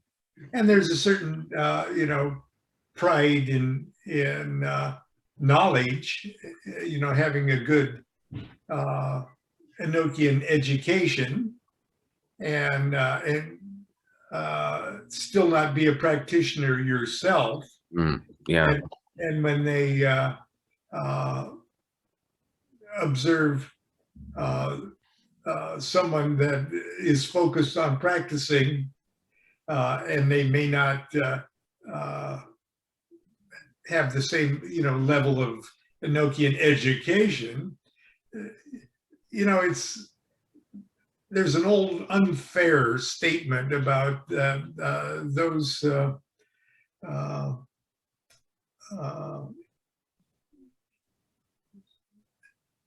what is it? Those who Those that can do, those that can't teach. yes, there Yeah. you go. That's exactly that. And so they could be very knowledgeable, and still not be able to see the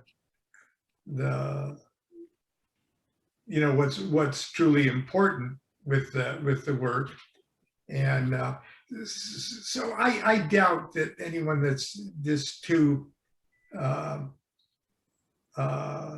picky about their Enochian or Goetic or any kind of technical magic, anybody who's too picky either is super master themselves and deserve a great deal of respect, or they are have been educated or enamored by things that they have read themselves and have a great backlog of things they've read themselves and can carry on a good Enochian conversation and can be very arrogant in their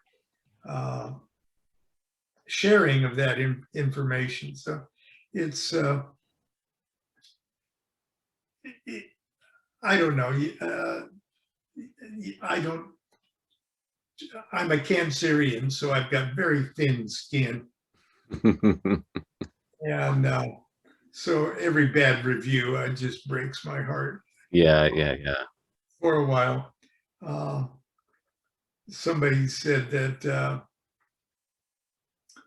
commented on my book about Aleister Crowley's Thoth Tarot that I must not know very much about Crowley because I'm so disrespectful to Crowley. Oh, geez. And and just sort of failed to grasp the fact that not being disrespectful, but just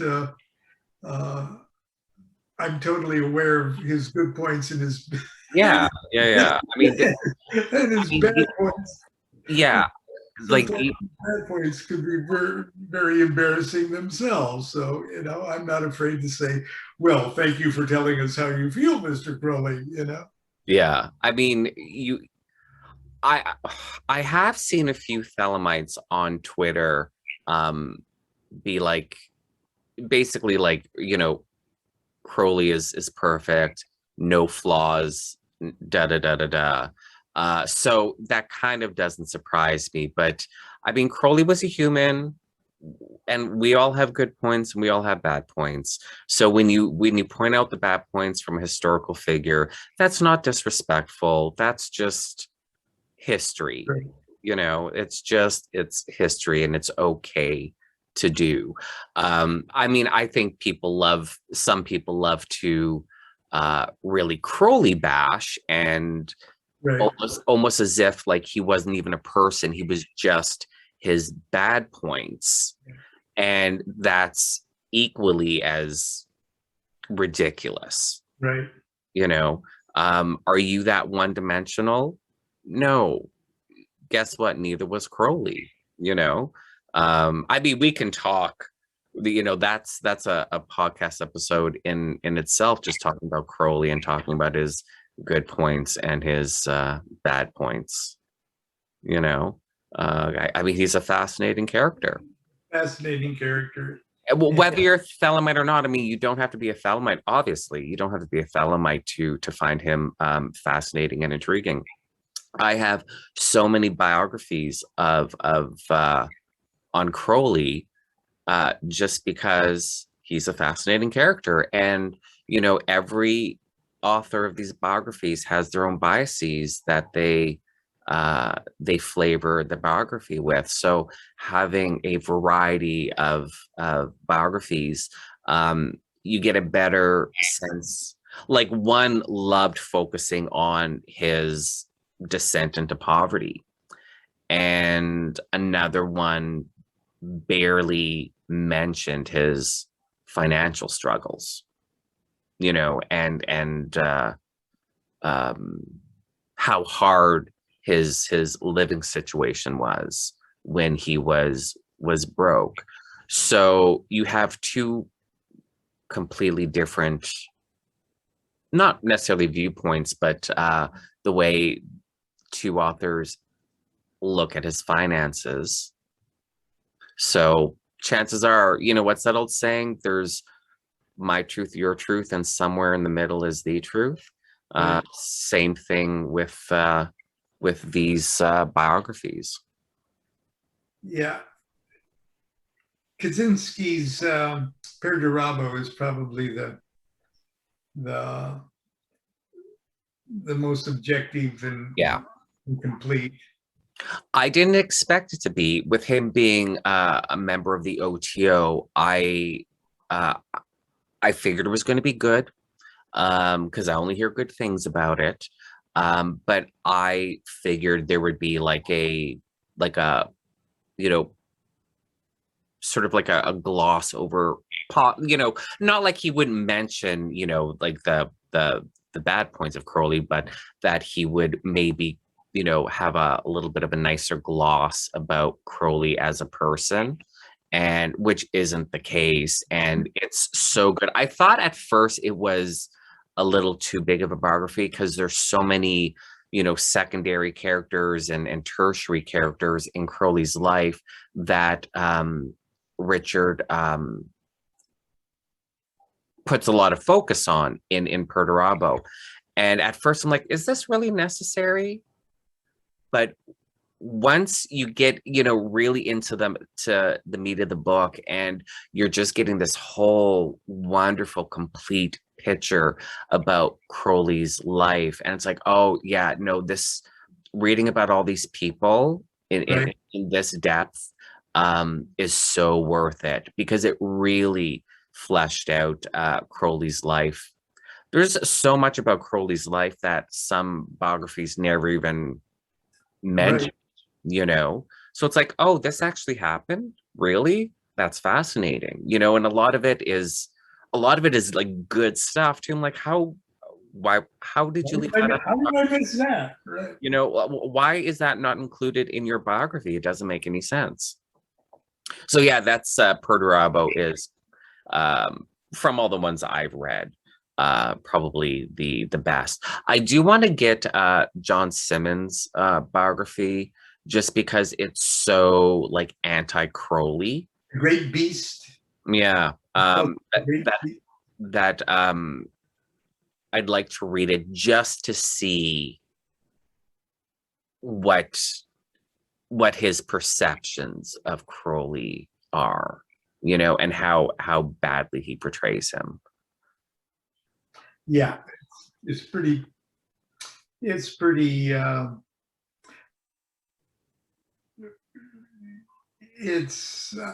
don't know.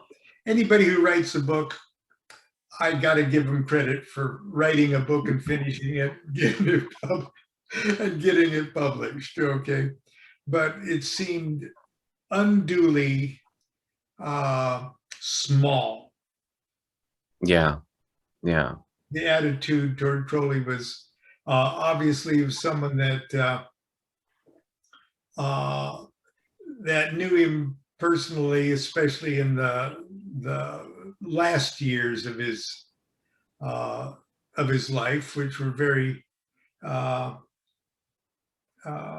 sad, and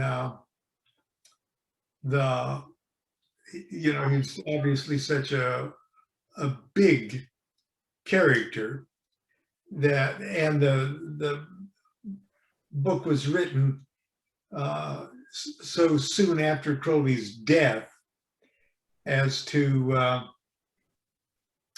suggest that it was probably written from the point of view of someone who had been sort of personally hurt by his experience with Crowley, and the fact that he had seen him in such modest and unfortunate circumstances, while so many other people were prepared to, deify him, and he said, no, that wasn't like that at all. And so you sort of see that in it, or at least that's my take on it. I didn't enjoy it. It seemed like it was kind of a sensationalist, yellow journalism. Yeah, kind of. That's what I gather from everything I've heard about it. But wouldn't that make a better book if you were personally hurt by Crowley? Wouldn't that make a far better book? Tell me about it. Tell me about it. Don't give me some crap biography. Tell me your story with Crowley and how he hurt you or damaged you or whatever. That's going to be far more interesting to me.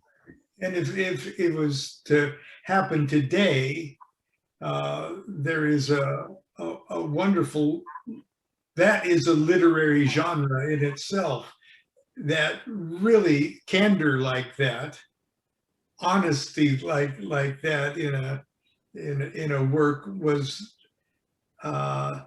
not going to be a bestseller, popular, sensational book in those days. Oh, that's true. Yeah. Yeah. Yeah. So this is 1940, what, 9 or something when that was written or came out. And so I think he just wanted to, who knows what he wanted. A lot of the writers and authors during that period weren't,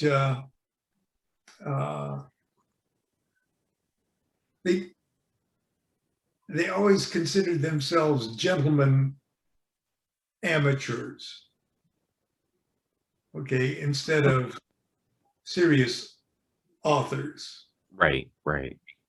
And biographies like Kaczynski's, he's a serious scholar, okay, and an excellent writer too.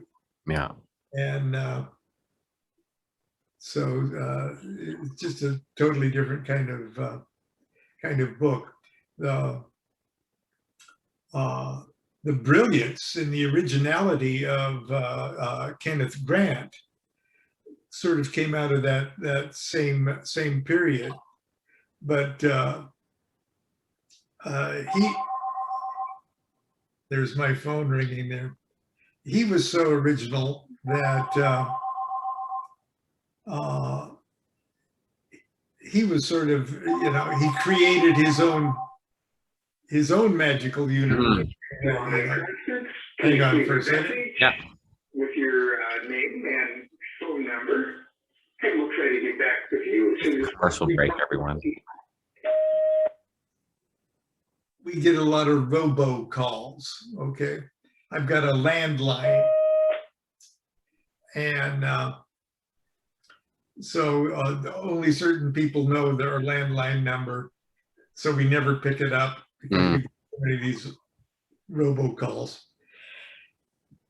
And I have to confess, I delight in torturing robocalls.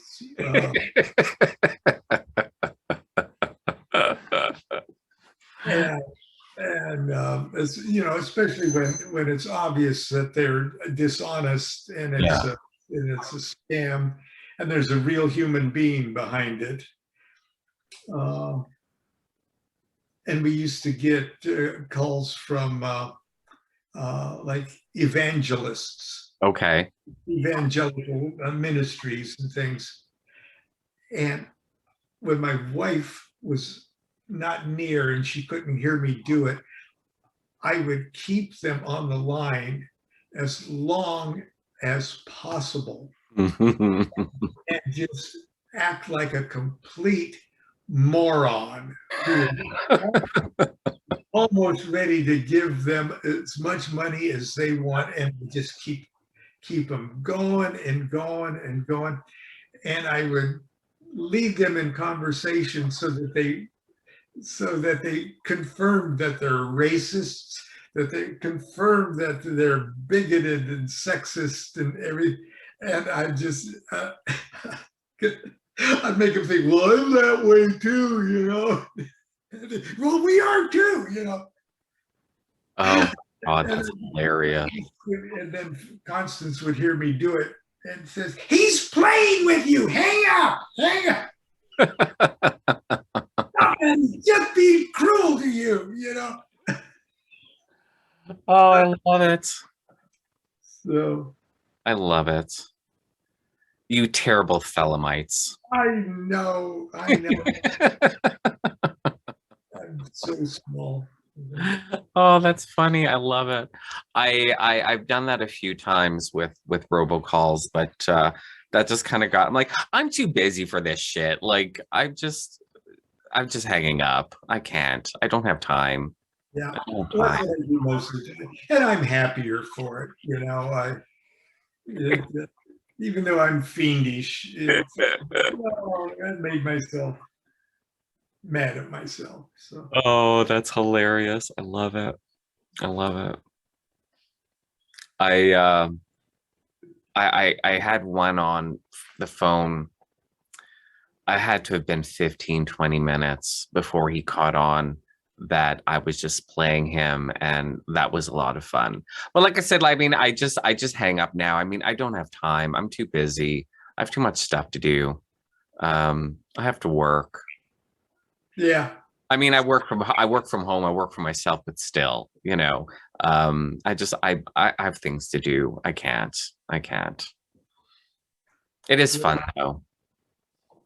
I've got so much to do, or let's say I have so much I could be doing and should, and I'm looking for any excuse to not do it. There you go. So really, the robocall, you're doing me a favor. So I can play you. I can have fun playing you, and I don't have to do the stuff that I should be doing. So thank you. Call again. Oh, I love it. Good times. I mean, if you're gonna call me and try to scam me, I don't have qualms right. about, playing you, being mean, wasting your time, because I mean, okay, technically that's their job. They're getting paid to do that. And the longer I keep them on the phone, the less money they're making. So maybe that's a bad thing, but I don't care because you're scamming people. Right. So, I don't have any real moral, ethical issues when it comes to that. But it got boring. I'm like, I don't want to do this again because they're calling 4 times a day. So I'm just gonna, Yeah, right. just get on with my work and screw it, Anyways. So is there anything you want to talk about, anything you want to touch on? Well, the closest thing I have to a blog is my my daily Facebook thing. Okay, for all through the pandemic, we're coming up on 2 years now. I do from 15 minutes to a half hour every day, a live reading or show or little class or something on my Facebook page, and every one of them goes to YouTube. Okay. So if you or your listeners are interested in any of that, I've read all my books or most of my books. I read the whole book. Right. Yeah. Okay. Through every day. Right now, I'm doing excerpts from my lectures and things like that. So. It's hard to, I was thinking about, like, do I have a favorite Lon Milo Duquette book? And that's really a tough call. I like Enochian Magic a lot. The way you go through the tools and explain them, and like it's such a great book, for anyone that wants to is curious about Enochian Magic, wants to start Enochian Magic. Like, that's only, I don't know if you need to know, you don't need to be an expert on the tools, the table, the sigillum, the way you describe, the process of how they came about. You don't need to be an expert on them, but to understand, to have that kind of understanding, to be able to like read about it and be like, oh, okay, I kind of get it. I think is good. And that book is brilliant for that. So that book I really like. Low Magic I really like. And I think because it was so autobiographical, because like you threw in so many like anecdotes about your life in that one that I really liked. And yeah, so those two definitely.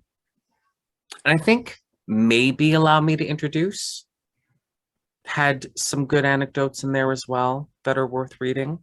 But see, I'm fascinated with people, and that's why I started this podcast, was basically to just have people come on, learn about them, have them talk about themselves. So, you know, those just learning about people, I enjoy so much. So all of those sort of anecdotes from your personal life just really appeal to me. So yeah. I can't seem to approach any subject except how it affects me. I must be insanely narcissistic because I can't understand anything that just purely theoretical. Right. I've got the theory has to be, I don't care about any of this stuff unless I was doing it. Yeah. You know, and I wouldn't understand any of it unless I understood how it works when I do it. Yeah. Or when I'm learning it and stuff. So everything's anecdotal. Yeah, for many years, I had a 9-to-5 job, and everybody says, "Well, work isn't personal." You know, you get fired, people come, people go. You get criticized, you get praised. Nothing's personal. It's not personal. Don't take it personal. No, it's all freaking personal. Yeah. Everything's personal with me, you know. And, you sound like my brother. He's a Cancer. Yeah, yeah, me too. So, but that's it. I did a whole series, I think 12 or 13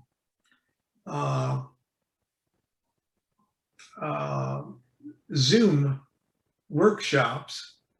One of them was the Enochian one, which is 4 workshops, and one was Goetia, which is 3, Tarot, which is 3, for the last 2 years, and those have all been recorded and are available. The pandemic workshops, Yeah. there's one on the abyss and one on fortune telling and Enochian and the Holy Guardian Angel and the Knights Templar and Goetia and things like. So it's been keeping me busy. I needed something to replace all of that travel. Yeah, absolutely. Yeah. And I'm doing another series in December for the Chinese. Okay. And for some, the Thoth Tarot, Understanding Aleister Crowley's Thoth Tarot, my book, was translated into Chinese. And it is such a textbook of all of the collateral magical stuff that goes with the Thoth Tarot. It's a book on magic, and it's a book on tarot, and it's a book on Thelema, and it's a book on Aleister Crowley, and it's a book on just basic Kabbalistic principles too. So it's a great textbook to be translated in another country. Right. Because my lectures, are relatively easy to translate with an interpreter right by my side. And then they've got the text too, with all of the charts and graphs and stuff. So I don't have to worry about handouts and things like that. Yeah. And now the Chicken Kabbalah and the son of Chicken Kabbalah, which is the initiatory 3-degree initiatory self-initiation things that goes with Chicken Kabbalah, are in Chinese, or will soon be in Chinese too. Fantastic. That's awesome. Yeah. So I'm working on those because I have to, provide a translator of the script and stuff. It's work. Yeah. So I'm trying to keep busy here in my dotage. It's your YouTube channel did you send me, is that one of the links that you sent me? I should check. No, I don't think so. No. I've got a Reverb Nation. That's my music. Yeah, okay. And then Reverb Nation and your Amazon, right. because like basically all of your books people can find on Amazon, among other places. But no, I'll pull up the I'll just go on YouTube and get the link, and I'll put the link to your YouTube channel in with the show notes as well, so people can just, instead of them having to go to YouTube and do the search, they can just click on the link and it'll just take them there instead. So just make it easier for the listeners there on that. Great. Yeah. So what's so besides your course in December, I shouldn't say Chinese course, your course for your Chinese audience in December, what's happening in the future? Any new books in the works? Yeah, I guess I'll be having to do that. I've got a couple other projects for publishers and other little things that I'm going to have to get out of the way first. And my tarot deck is going into now 3rd printing with a new edition to that, and a new edition with a new publisher of my book, Homemade Magic. Okay. Is also coming out from the same publisher that does my tarot deck. Excellent. Tarot of Ceremonial Magic. That's a nice deck. Well, it's funky, but it's ours. Yeah. No, it's a nice deck. I like it. I like it a lot. Well, thank you so much, Lon, for being on the podcast. Like I said, I really appreciate it. This was a good chat. Had a lot of fun. And yeah, thank you. Okay. Thank you. So you enjoy that Northern California winter, or I guess winter, getting into winter, as apparently my first snowstorm of the season is rolling in as we speak. I think we're supposed to get like something like 15 inches of snow tonight. So yeah, and it's going to start out as rain, and then not 15 inches. What am I talking about? 15 centimeters of snow. And so yeah, I'm probably going to wake up tomorrow morning to a big mess. Well, be careful. Don't be driving around in it too much. Oh, I won't. That's the beauty of working from home is, in the winter times, if the day's just crap, it's like, well, I don't have to go anywhere. So I'm just going to sit by the fire. I'm in my ritual room right now, and I have a fireplace in here. I'm just going to sit by the fire and make magic. All right. Well, enjoy, stay cozy. Oh, I'll do my best. Yeah. Okay. So for the listeners, all of Lon's links are in the show notes. So definitely check out his YouTube channel. Facebook, go on Amazon, buy his books, everything. And my links there, so you can follow me all over social media, go to my website, do some shopping because my products are amazing. And thanks for listening, everyone. And until next week's episode, bye.